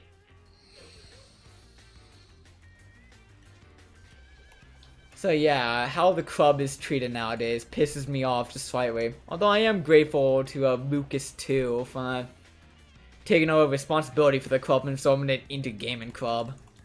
Because with that means the club can at least last a bit longer. And it has like a foreseeable future now. Just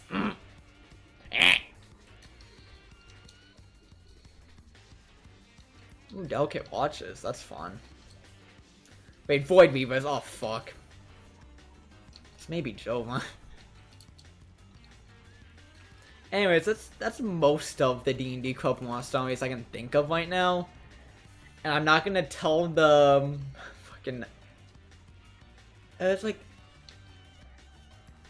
I mean, there was the time I also made a cost-ass object for the club. I think it was like a cheesy... It was like a chili cheese dog casserole I made for the club. As a joke. It was a fucking cost object, though. Which I'll get into later. Just, ooh. That's all the Lost Stories for now, at least. Because I can't tell all of them immediately. Like, that's my content we're talking about.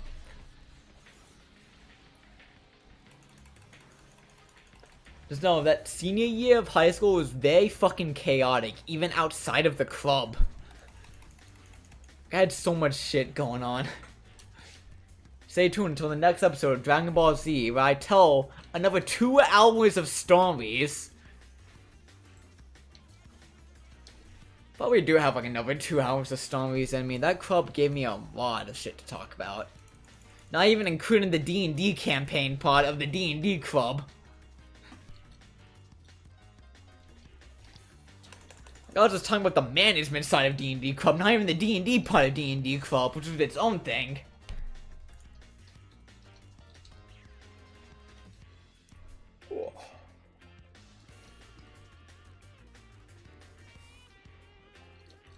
Like, there's a lot I have yet to talk about.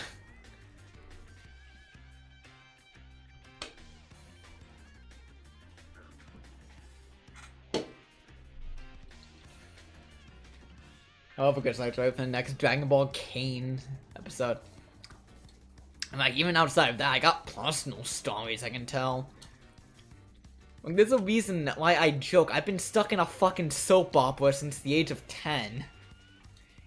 It's because there's nothing but dramatic ass stories for me to tell.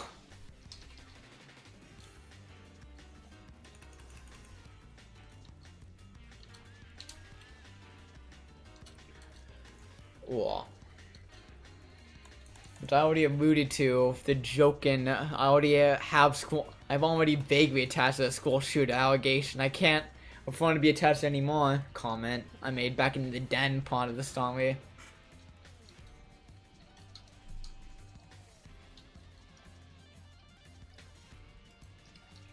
But that one is one where I'm very morally ambiguous. And even then I look back and kind of just cringe and go, why the fuck did I say that? Oh no.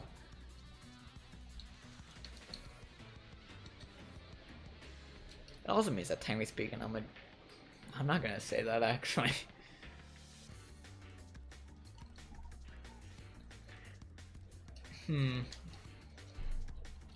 Oh, I feel like that's a bit too personal.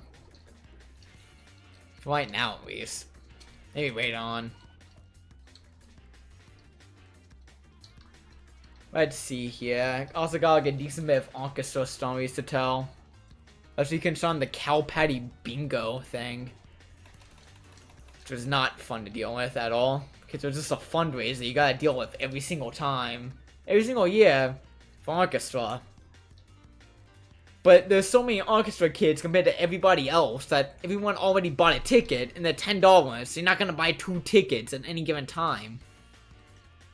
So you basically gotta be the first one to show the teachers if they're gonna buy a Cow Patty bingo ticket. I call it Cow Patty bingo because that's what it's called, but the way it works is basically there's a cow, right?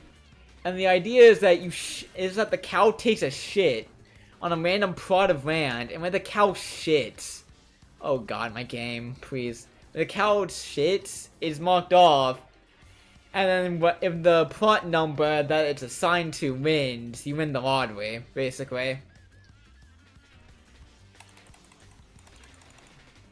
It lands on 2 squares, it's split, whichever one has the largest chunk, it's split 50, whichever one has the largest chunk wins, and it's split evenly between the two, then it's 50-50. That is an interesting game, it very much is.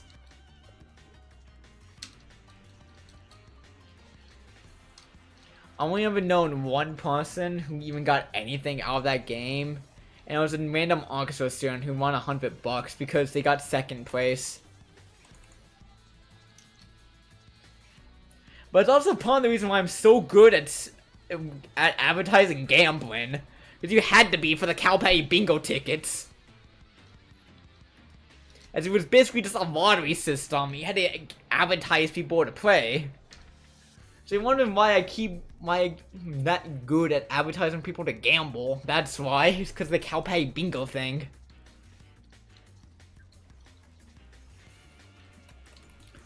I actually managed to convince someone to buy like 5 tickets off of me once. For like $50. It was insane. I don't know how.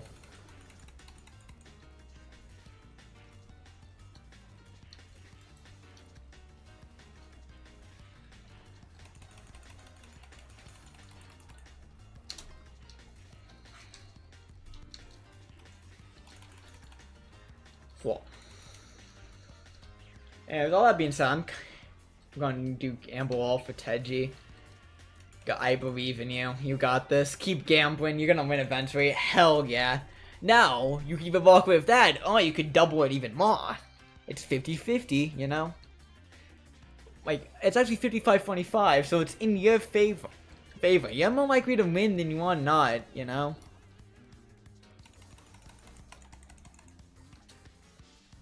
If you win 5 times in a row, that's all I'm saying.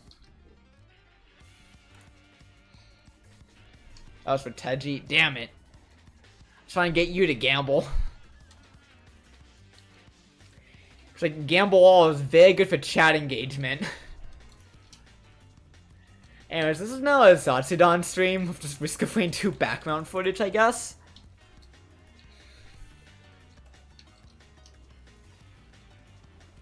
So have fun with that knowledge.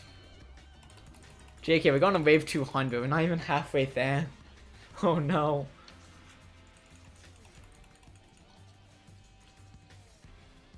And I've been talking for the last like hour and a half. I'm gonna just... Whoa. Huh? Why is Teji complaining? Accidentally swept. Okay, that's why he overswept. I should probably mute my Discord notifications again.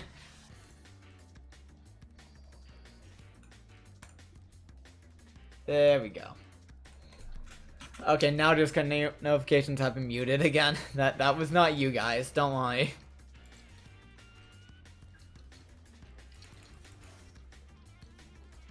No such thing as oversleeping. Sleeping is good, exactly. That's why I wake up at like... That's why I'm not used to waking up before like 12 PM. I only sleep in until like 2. And I figure that I need to wake up by then at least.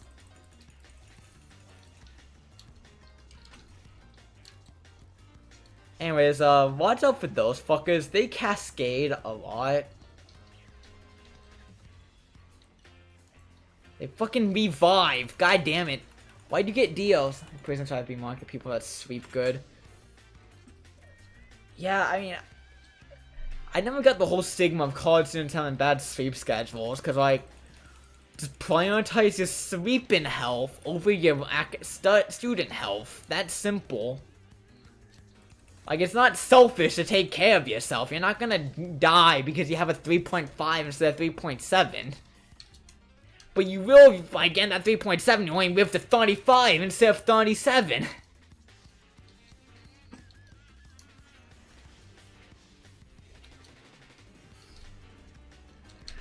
Oh, no. Okay. No. Okay. Okay. Okay.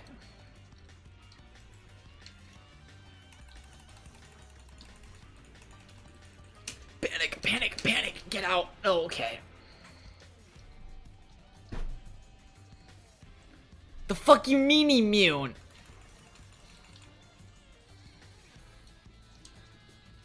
Okay.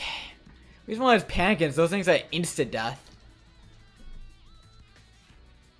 You know, you have a thought shift schedule, as long as you get them on a 6-hour sleep, you're good. Yeah? Let's sleep during the day. That's simple. People really make shit more complicated than it really needs to be at this point.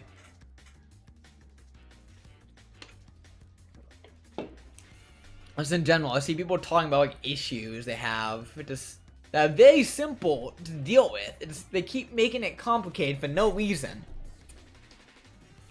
It's like, oh, but my friend betrays me all the time, and I'm not sure what to do. Don't be friends with them. But I still want to be friends. Get better taste in friends. But I want to do this instead. Then do that. It's not that complicated. I shit like that. Sounds like seeking for attention. Yeah. Like sometimes I see posts on Twitter. It's like, oh, just recently I had what to do in the when your chat's bullying you too much, and there's this one problematic chatter that making everyone uncomfortable. But I don't want to ban them. But I don't want to. That sounds like a skill issue. But I'm afraid of harming his feelings. If you were afraid of that, you should not have started streaming then.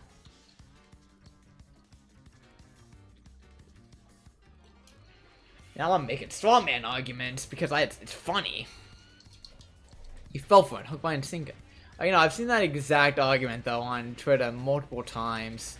And it pisses me off every single time I do. Like something similar to that effect, which is people too afraid to actually time out a ban to problematic users. And they get negative consequences because of it. Like, why do you think rule number 4 in my chat exists? It's for the problematic types that aren't technically breaking any rules, but are still making others uncomfortable because of it. Like, that's the point of rule number 4, don't be cringe. Just don't make others uncomfortable, that's simple.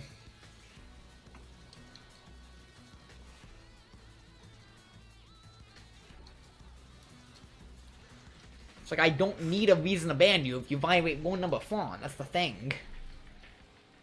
Every other rule I have is very self-explanatory. Not gonna do anything about it, stop complaining. Easy as that. Yeah, I do something about it. Anytime someone does pose a similar issue, I time them out, then ban them if they haven't fixed it. But in general, yeah, people just like complaining for the sake of complaining, I guess. That's Twitter. For you.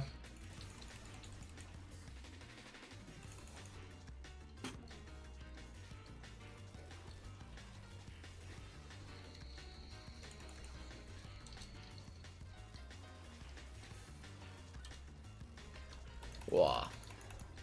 Anyways, enough complaining about shit that doesn't really matter. Anyways, I need to pay your taxes. Anyways, taxes, right? That's an adult issue, yeah. That matters, I guess. They sure want a thing.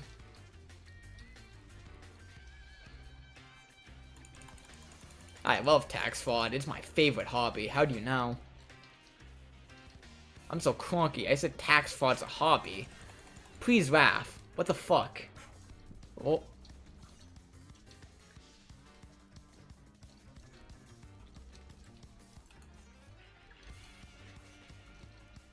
Oh, wait a fucking sec. God damn it.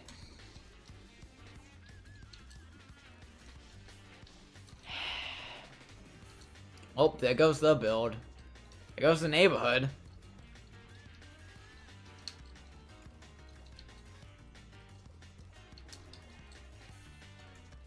Anyways.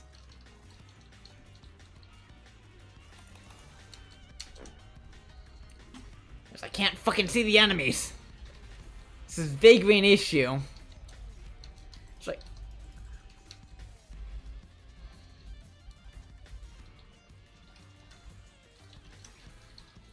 Why isn't Pandemic walking onto them automatically? God damn it!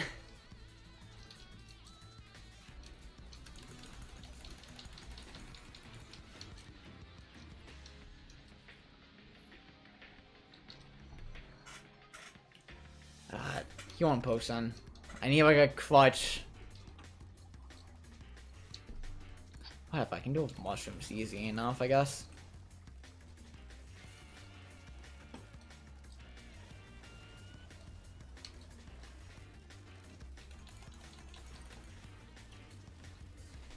Why the fuck did Dios have to get into the main area? Like that's like the one bad item that sucks them to have. That and an unstable Vectron thingy.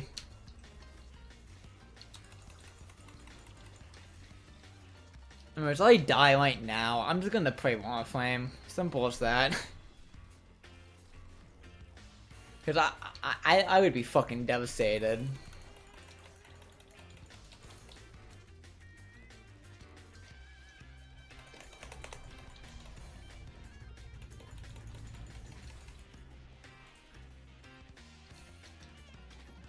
Oh, let's see here. Bam. Look at that. Don't you dare fucking die. Empty ball. How much damage do these guys deal? What the fuck? Oh, it's the shuriken they keep throwing out. I see the issue. Okay.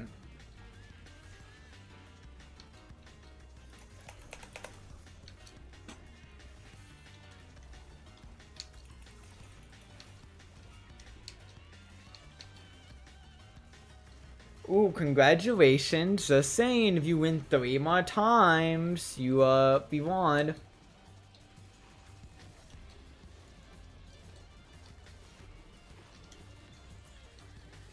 God, there's so many oh, my computer.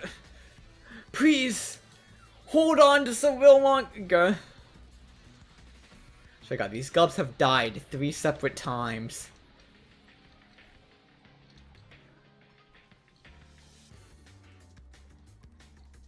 One for Teji and 1 for you? Hell yeah.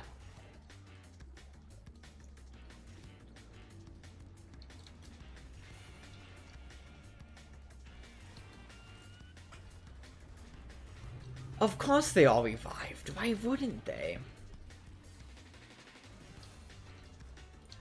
Clearly, I need to prove I can kill them again.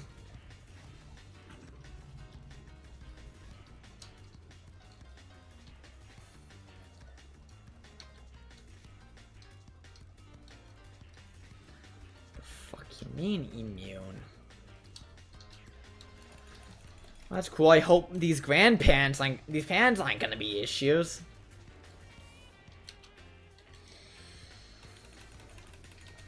No, I'm not, Martin. Shut up.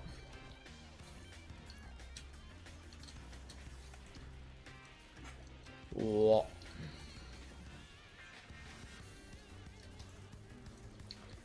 Whoa. Oh yeah, did I ever tell you guys about the orchestra cost that I had? Oh, what the fuck? Okay.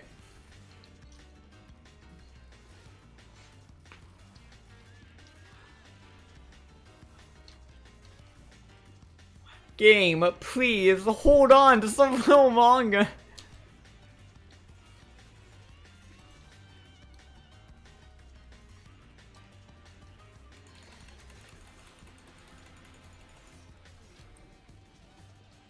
Alright.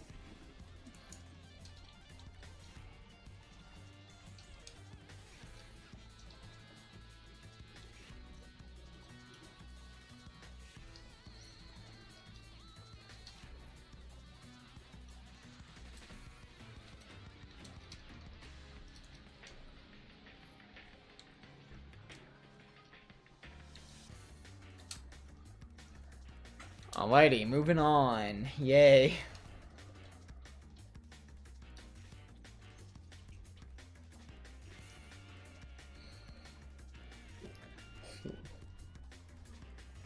Wait a sec. Don't fucking tell me. That never ends until you die. This is like game mode that never ends until you die. That's why I'm trying to beat my record of Wave 130.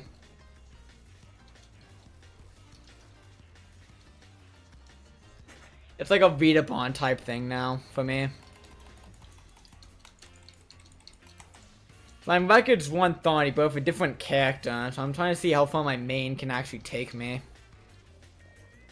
Oh god damn it, Dio makes these guys a pain in the ass now.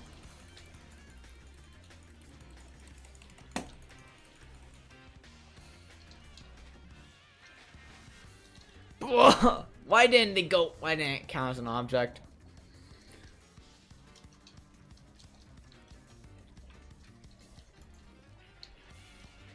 Help him getting sucked. That's my job, not yours. Okay. Reading my signature catchphrase, the hurricane sucks you. Oh great, it revived. I forgot.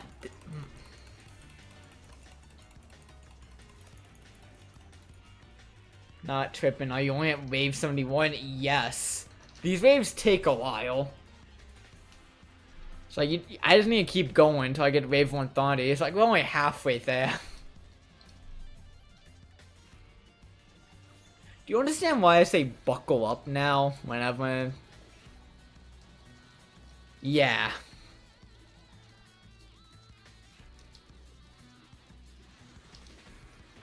Well, it's not gonna be a long ride if I die, because then I'm back to the tile screen. I'm just gonna give up.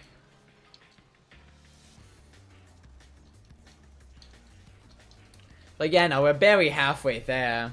And we're like 2 hours in. Okay, the waves should be going faster now, just... How fast are we talking?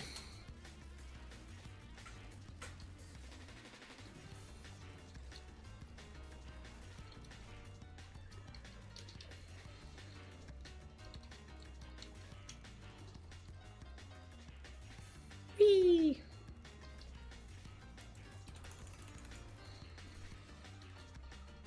Oh, who's added me?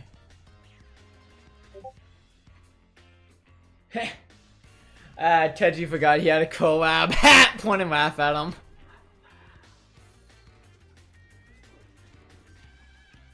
Couldn't be me.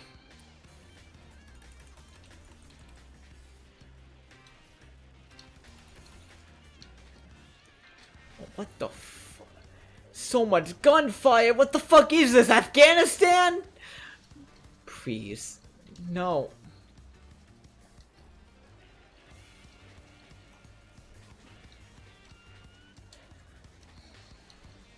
God damn it.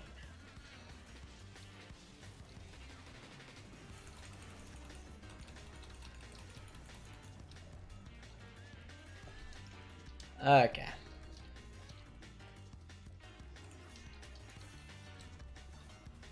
Blocked mom out. Okay.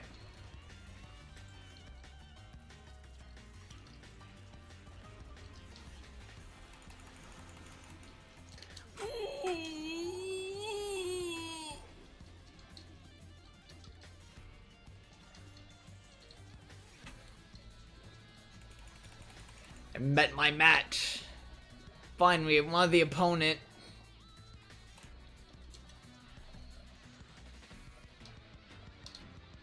Huh? Petri is fire.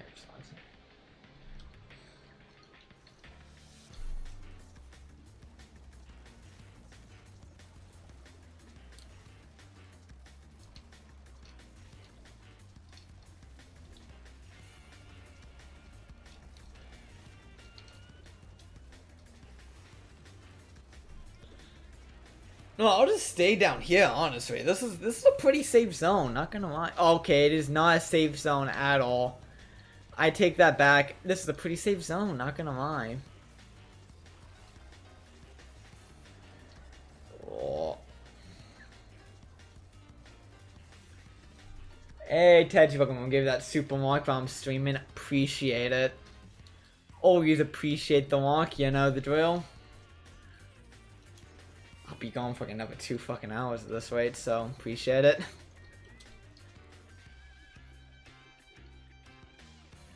Every stream I have ever watched on stream, never heard of including this game, but the first time I've actually understand, so yeah. Congratulations, this game has a lot of intricacies to it. But it's one of those easy to pick up and fully comprehend game. Because every single item interacts with every other item in some weird-ass way that you kind of just gotta get used to. But if you do, you're fine. It's pretty easy.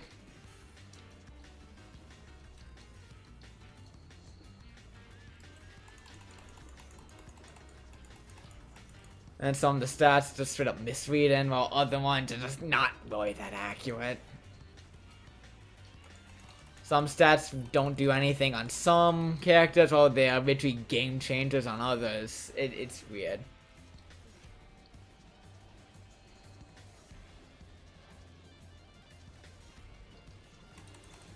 Die. Okay.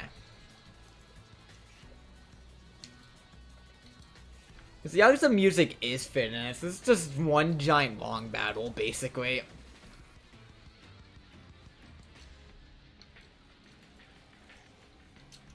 So the reason why I was freaking out is you see on the monster's item size, that teddy bear is called Dio's best friend. It's a red item, meaning it's rare, but when got, the enemies revive with 4 seconds of invincibility. That's part of the reason why I was freaking out so much. Because the enemies are now... I gotta kill each enemy twice, basically. I'm gonna... actually, no, stay dead.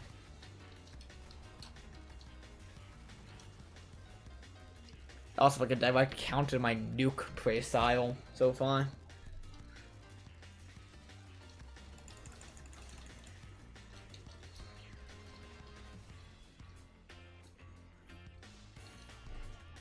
Can I please get something else? Give me a red item, please. Only have 2. I need like more than that if I want to get to Wave 1 body.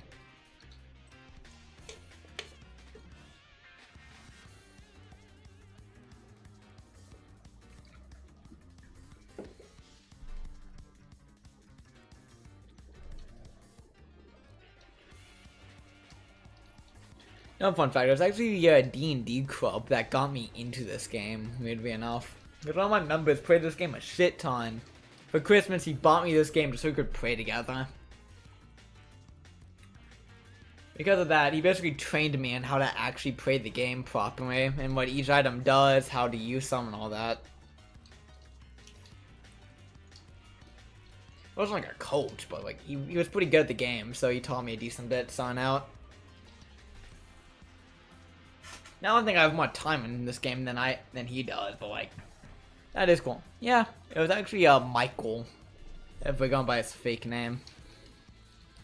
But you can probably guess what half of these people's real name are, just based off the fake names. Just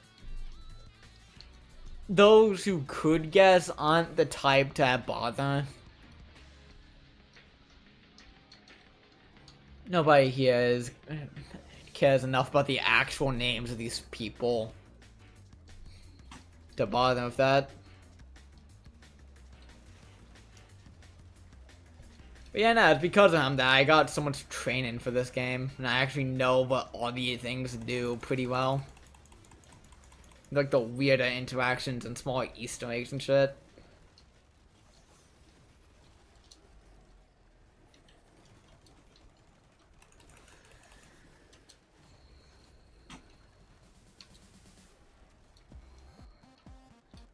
Hell yeah.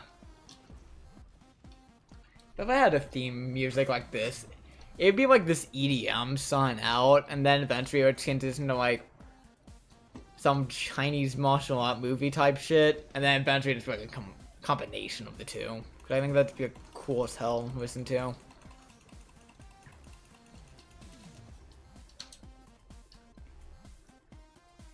Second kind of big information on how to play would be really cool. Gotcha. Well, another thing I'm doing, in case it might look janky, is that for accurate the character I'm playing, there's an animation glitch where you hold it down like this. This is the base attack speed. You can animation cancel by clicking sprint basically in between each hit.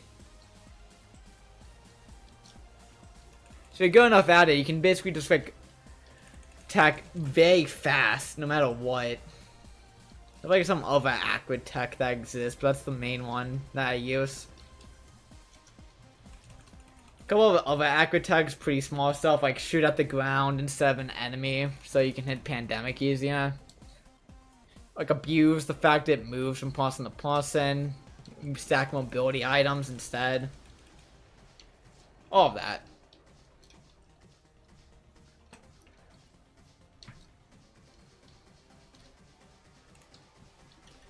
Alright. Usually those bucklers consider kind of a bad item, but like for this instance, I'm running around so much as accurate, it's actually pretty good. Because I'm running around so much as accurate. Anyways, I'm just gonna. Oh no! What the fuck? Goodbye. I'm dead. Maybe. Sad. No! No! I'm not dead. It's still back.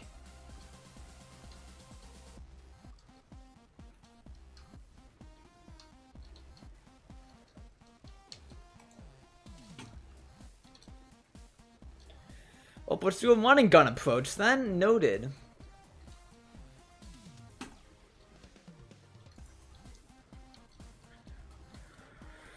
Run and gun. Yay. My favorite playstyle. Because I am that cool at video games. And Hurricane never dies.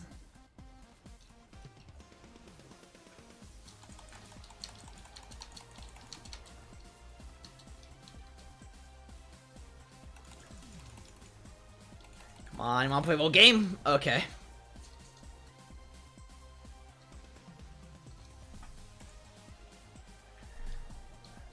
Also, the thing that I'm doing sometimes, trying to just beat the shit out of an enemy before I can attack.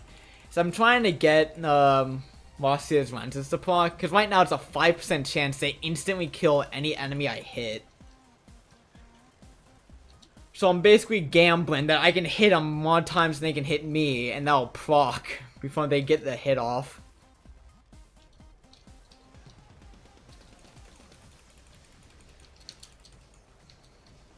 If you want watching stream because they redeemed to eat. Gotcha. So is my stream currently on yours then? If so, I'm gonna shill relentlessly.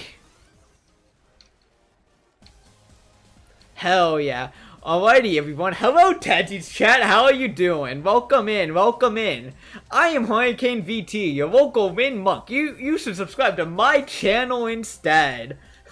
Not subscribe, follow my channel instead. I am close to affiliate, so any support would help. If you could do so, it'd be greatly appreciated. You're also very beautiful and handsome today. Don't let Teji say otherwise. There we go. I showed as hard as I could. Okay. Oh, what the fuck? Forward slash spin. No! Please, let me keep showing in your chat. It's funny. Actually, I want to gamble. Can vouch Rosie did. It was very cool. And they did it in your name.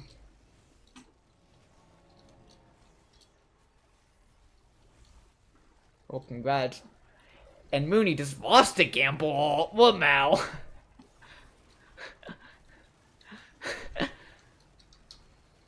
Okay, music. Please. Yes, keep watching. Fuck. Tooth on it, you'll win it back. Right, Monklow Diff, it'll be fine.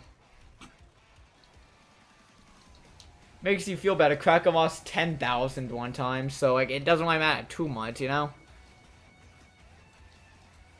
Anyways, hello everyone, welcome to my stream as I'm playing Hidden Run strategies, cause I am balls deep in the Simulacrum one. Oh.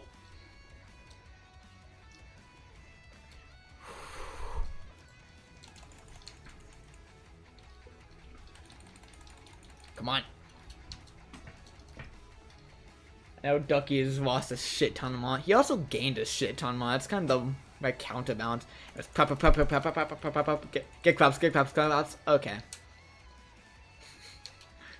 Fucking hell. Get collapsed. Okay, thanks. I probably shouldn't make that bad once. Whatever. 2-8. Woo. Congratulations. That's like 4 times in a row, I think. I haven't actually counted. 3 in a row. Ooh, if you win 2 more times, you get to spin from the right winner's wheel. Just saying. Just saying. You know what to do. You get 5, you can make him say a Cinderella cringe line. That too. And you get 5 in a row going, oh, what the fuck? And spin from the loser's wheel. Yeah, it was not fun for anybody. I didn't want to do it. Moon didn't want to do it. Like, I had to, though, because rules are rules. Had to throw the book at him. You know the drill.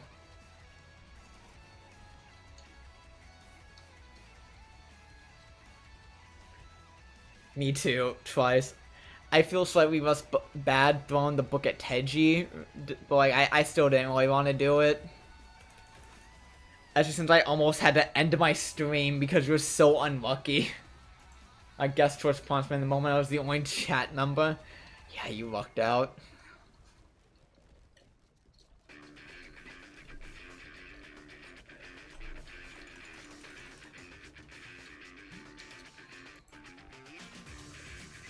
To be fair, good thing you were the only chat member. I felt kind of bad giving you a punishment because I'd just be mean for no reason. We. Get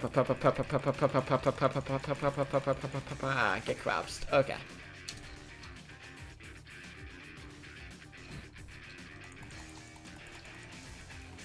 Okay, these shit, so I'm happy to, even though I got 3. You know, you can keep going with gamble 1s. Even if you lose, not much will happen. Since you already did gamble 1s before, you can't even get the heavy winners wheel, so you may as well keep going with 1s if you want.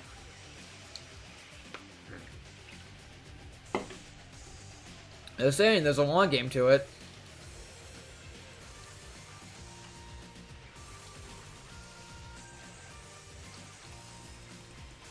Die. Thanks.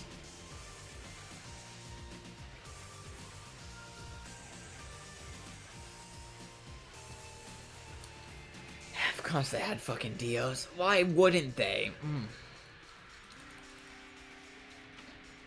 Oh. So, I remembered another club story this time. You guys want to hear about the chili cheese dog meatloaf I made for the club? My fucking cursed object. Yay, more stories. Exactly. So, I call it cursed object because you'll see why later. So one day I was chilling when Adrian just posted a story in like the D&D club group chat. And it was like a news story. It's like 50 recipes to spice up your tailgate party. He never posted the link, by the way. It was just an image. So I did some investigative journalism and found the original article. It was for a chili cheese dog casserole. So I decided it'd be funny to bring it to the next club meeting.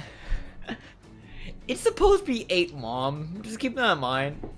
So I bought it, so I managed to grab all the ingredients at school, which was a can of chili, 6 hot dogs wrapped in biscuits, covered with more chili and cheese. It's like, oh, this is gonna be fun. So I eventually threw it in the oven, let it cook for a while, and I brought it to school. I asked my club sponsor, who was the science teacher and had access to a fridge, if I could use the fridge to store the chili cheese dog casserole for the club.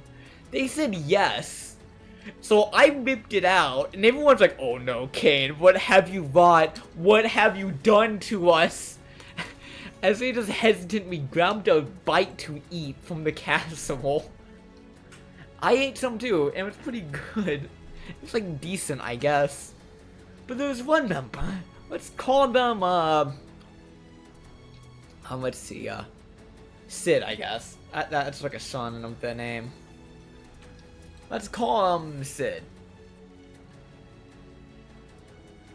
So eventually, Sid was particularly fond of the hot dog casserole, to the point where they ate over like 3/4 of it by themselves. So, but the weird part was they didn't like it at all, reportedly. Like they kept just like they just filled their mouth with bites of the chili cheese dog casserole while just silently crying. It's like, I don't like it, I don't want it. Like, you don't have to eat it, you know. I don't want to. And they just kept fucking eating. I was like, what? What? So anyway, so eventually, like, the club meeting end. Of course, on KNIL. Oh, I don't even know what was that. Anyways, yeah, eventually the club meeting ended, and I didn't want to take the fucking casserole home. I had no use for it, so I gave it off to Sid to give to their like family as a treat. And apparently, the second they brought it into the house, had such a cursed armor, according to the grandma, that she made them immediately throw the casserole out, Tupperware and all, because of how cursed it was. I created a fucking cursed artifact in my kitchen. I would eat it. It was not. It was decent. By the end of the session, it was getting lukewarm. Instead, it was still getting bites. They were still eating it. We'd eat off the ground. Gotcha. How about this? If you guys ever come to like a convention I'm going to, if you James, go back to my website, Mark, I'd have fun. Hope your chat enjoyed my hot dog casserole story.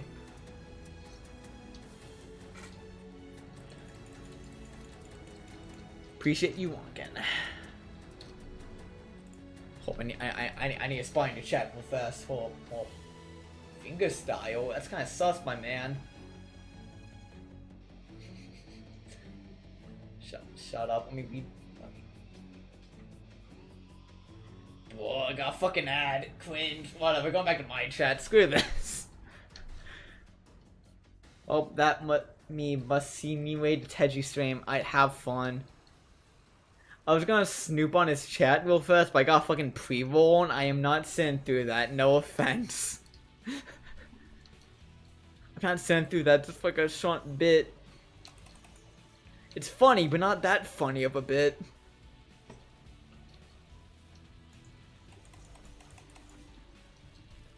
Like the Kane halftime show, like was entertaining, but not that entertaining. What? Anyways, sometimes I'm telling like club stories. I'm just like inexplicably better at video games than I am without. So, yeah, keep telling club stories.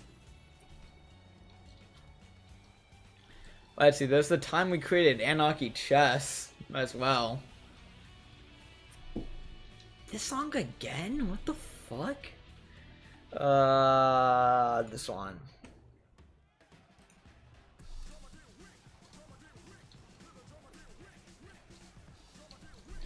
For that one fight at Shinoda where you beat up a bunch of grown men in diapers. That happens surprisingly often in the Yakuza series, not gonna lie.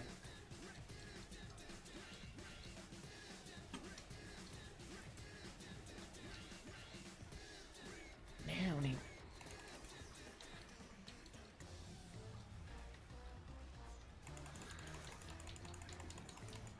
okay then, you can die. Wave 131, we going. Whew. Oh, hell yeah. Oh, fuck.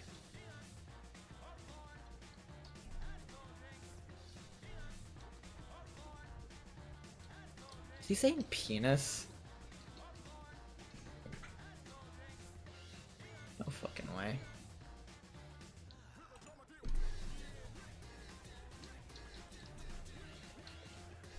Oh, I need to turn the volume up a bit more. It's kind of quiet.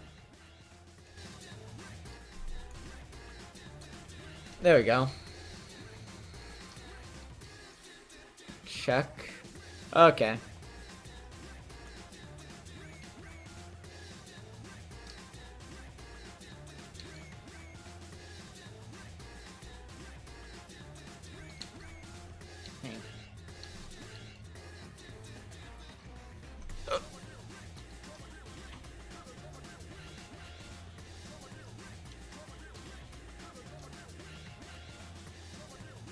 Oh, come on.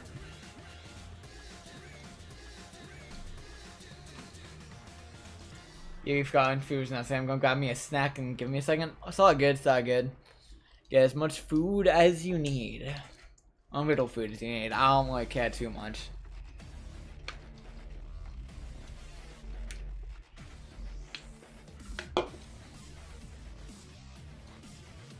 Cool, cool.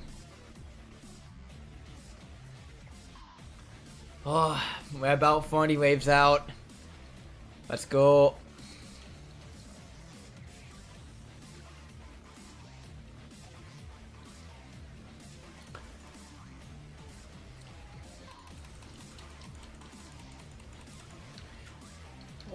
Okay, scare me for a sec.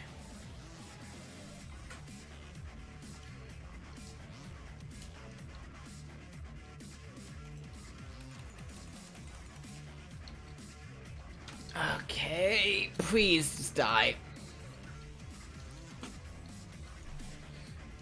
Shinde kudasai.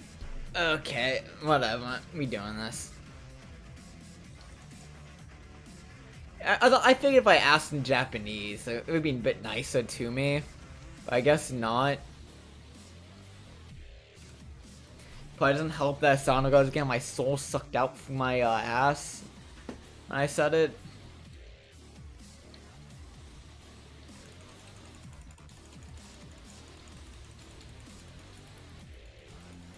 Well, anyways, since now I'm free for like most of summer now, I'm gonna start trying hard in Japanese again. I think it'll be really funny if in between just like beginner classes, I'm doing something just like very fluent for no reason. It's like I started off like the year in Japanese with like a try-hard status with knowing a lot of advanced techniques and stuff already. Because as the year went on, my status diminished more and more until I was just a regular student. I want that tryhard status back. So I'm gonna start tryharding again, just to get good at Japanese from once more. Also, because I don't think I could actually.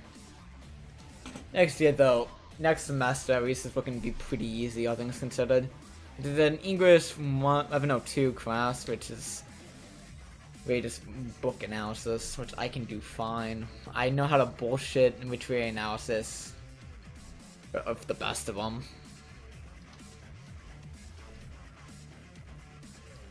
And then a critical thinking philosophy class I need to take, which is pretty easy. Like, I'm already a very argumentative person, so it doesn't really matter too much.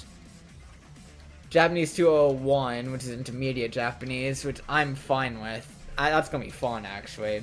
And then a couple other classes that I'm taking just my education major.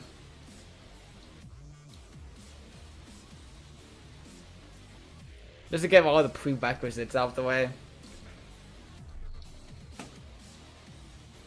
Not go balls deep. My prereq. My actual major when it comes time for me to try.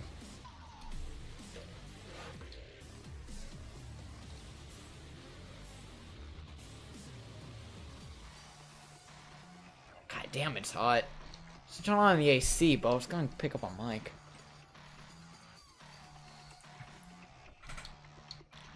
Well, I'm gonna turn my AC on real fast because it's hot as hell. I'm gonna turn my AC on. Apologies for the background noise. This is hot as fuck.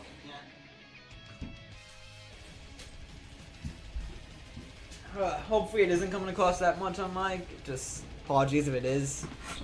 It is hot. So I need like some sort of way to keep cool.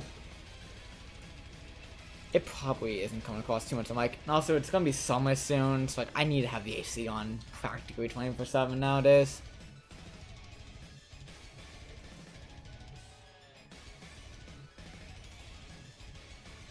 Wee.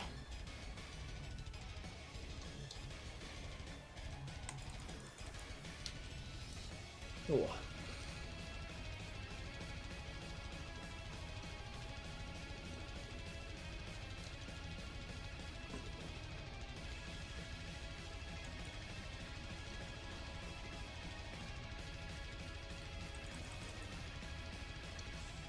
Ooh.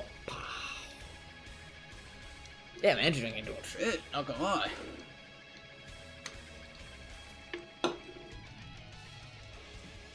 No fucking way.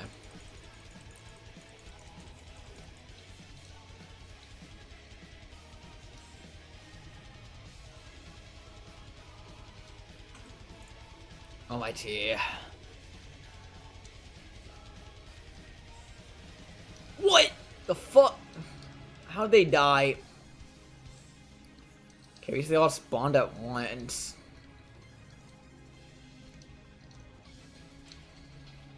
So I got the goons. Fucking gooners keep...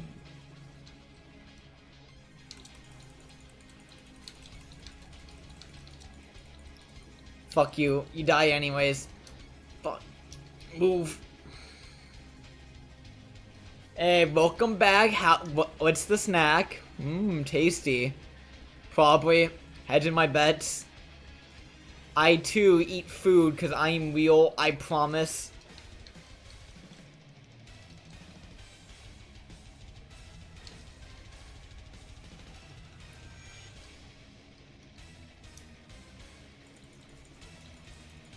Oh, the fuck am I attacking?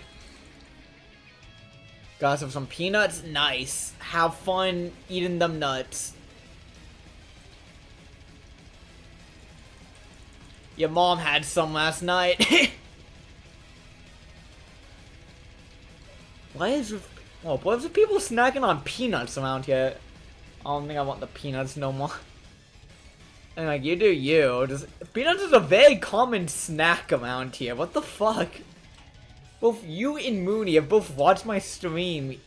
Well, both you, Mooney, and Teddy have all just watched my stream eating nuts. I don't know why. Are they really like that common of a complimentary snack? Almond specifically. Gotcha. And you want to get technical, peanuts not even nuts, they're legumes. The same category that... Nah, almost just like stupid.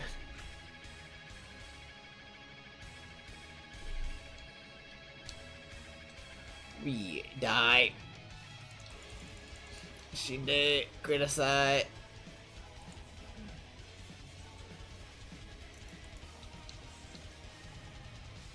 No, I'm sorry, I want to almond said it. It's just I feel you. It's like being vaguely lactose intolerant for me. If like I'm vaguely lactose intolerant, I still drink a milk. Cause I become a lactose tolerant. That's simple.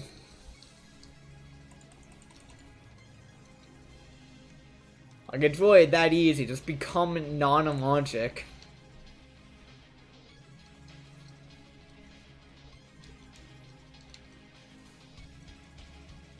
I mean, things I'm allergic to though. Probably. Not gonna lie.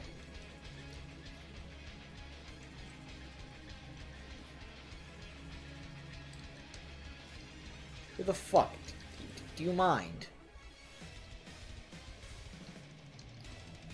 Fine then, but I'll buy it. How many things are you allergic to?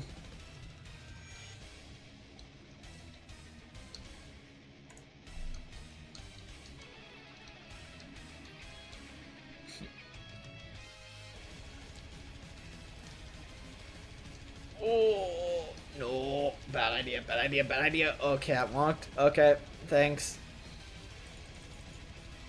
Oh god damn it! They revived. That means twice as many fucking bombs.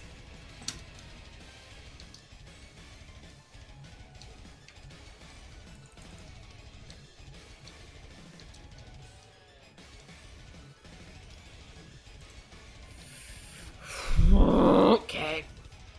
Just gotta focus. I want me to cut off a second. Did not hear anything from Matthew. Gotcha. What things are you allergic to then? It's mostly just me freaking the fuck out because I am in a very tense situation.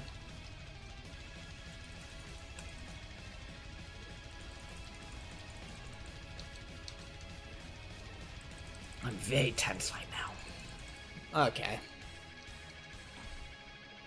Whew. Got that dealt with. Moving on. What allergies do you have then?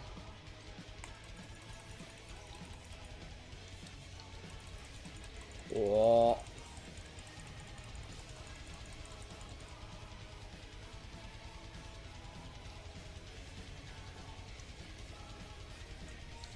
Okay, I almost died. That's fun. Nutella, strawberries, orange, kiwis, soy milk, oat milk, almond milk, and this goes on.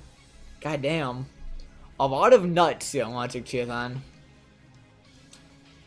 Couldn't have gotten it from your mother then.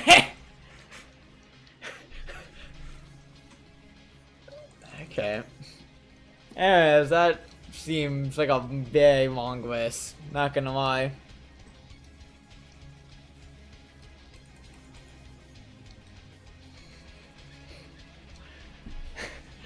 Well, I apologize with your mom joke, okay? It was probably in bad taste. Probably.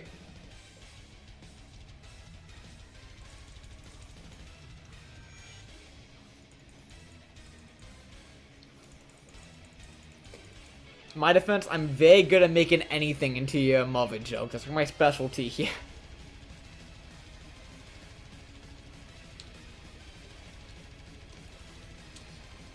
I'm especially allergic to apple. Gotcha. Cool. I was trying. No apple from Rosie. Yeah. I was trying to think of something funny to say in response to that, but I just drew a fucking blank. Apologies, I guess. I was thinking, funny joke, we got an apple allergy. Let's see.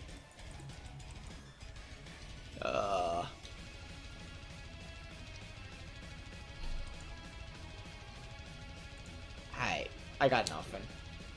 I call Rosie above the apple and she was middle. Gotcha, I'm a fucking apple fiend. I destroy those bitches. Like, you'd be surprised at how fast I can go for like an entire apple. Like, I've impressed a lot of people with that niche skill.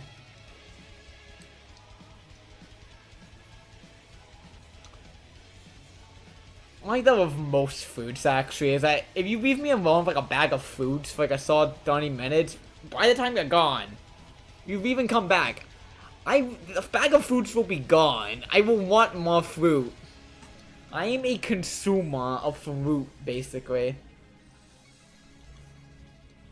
That's right, when I never had apple pie. Crying. And like, I mean, I'm sure you could have apple pie if you get like the especially processed type stuff. But it is kind of sad. My condolences.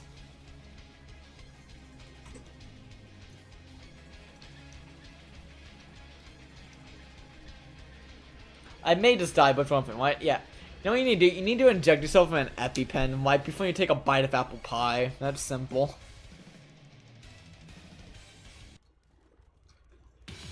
YouTube, you fucking mind. Okay.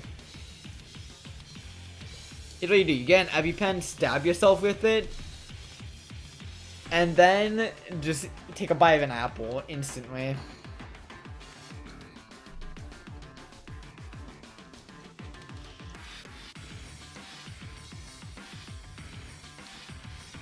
Then pray not to die. You won't die. That's what the EpiPen's for. Trust me, bro. I'm totally a scientist. You should take medical advice from the VTuber on the internet. That's how this works. I'm clearly the most reliable source of medical information that exists.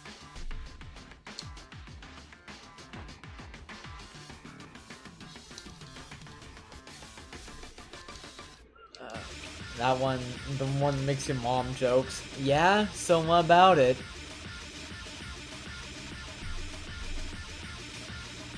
I also cater, do birthday parties, and bar mitzvahs. Also funerals. I'm especially fun at funerals, you know?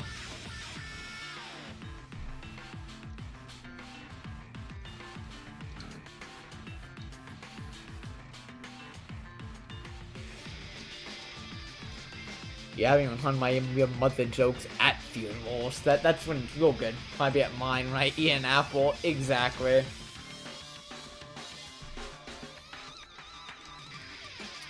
I'd probably just go, damn, this is so sad. Can we hit 100 mics? Rosie would have wanted me to sell out her own funeral. Hey, what's going on, guys? It's your boy, Hurricane. Oh, fuck. What even killed me? It is so sad. What even killed me? What the fuck? Luna Chimera. No, what about the Luna Chimera?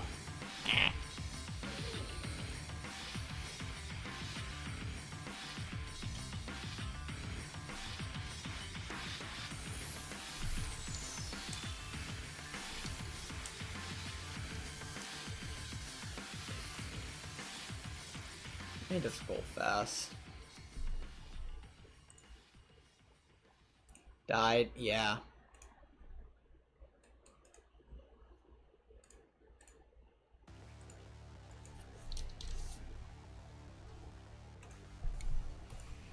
Give me a second.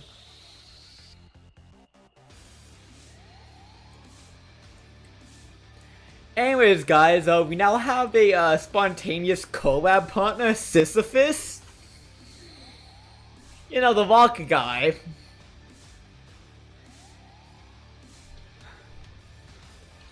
You now have a spontaneous collab partner, you know? Cause like, we both sympathize over the same journey of pushing the rock up the fucking hill and then dying. So, you know. Not actually, what's this? That lasted 2.5 hours. I'm not doing another 3-hour long attempt. No. I'm good. For now. I think you can understand why. Anyways, let's fade into Teji. Just so we pay the favor, you know?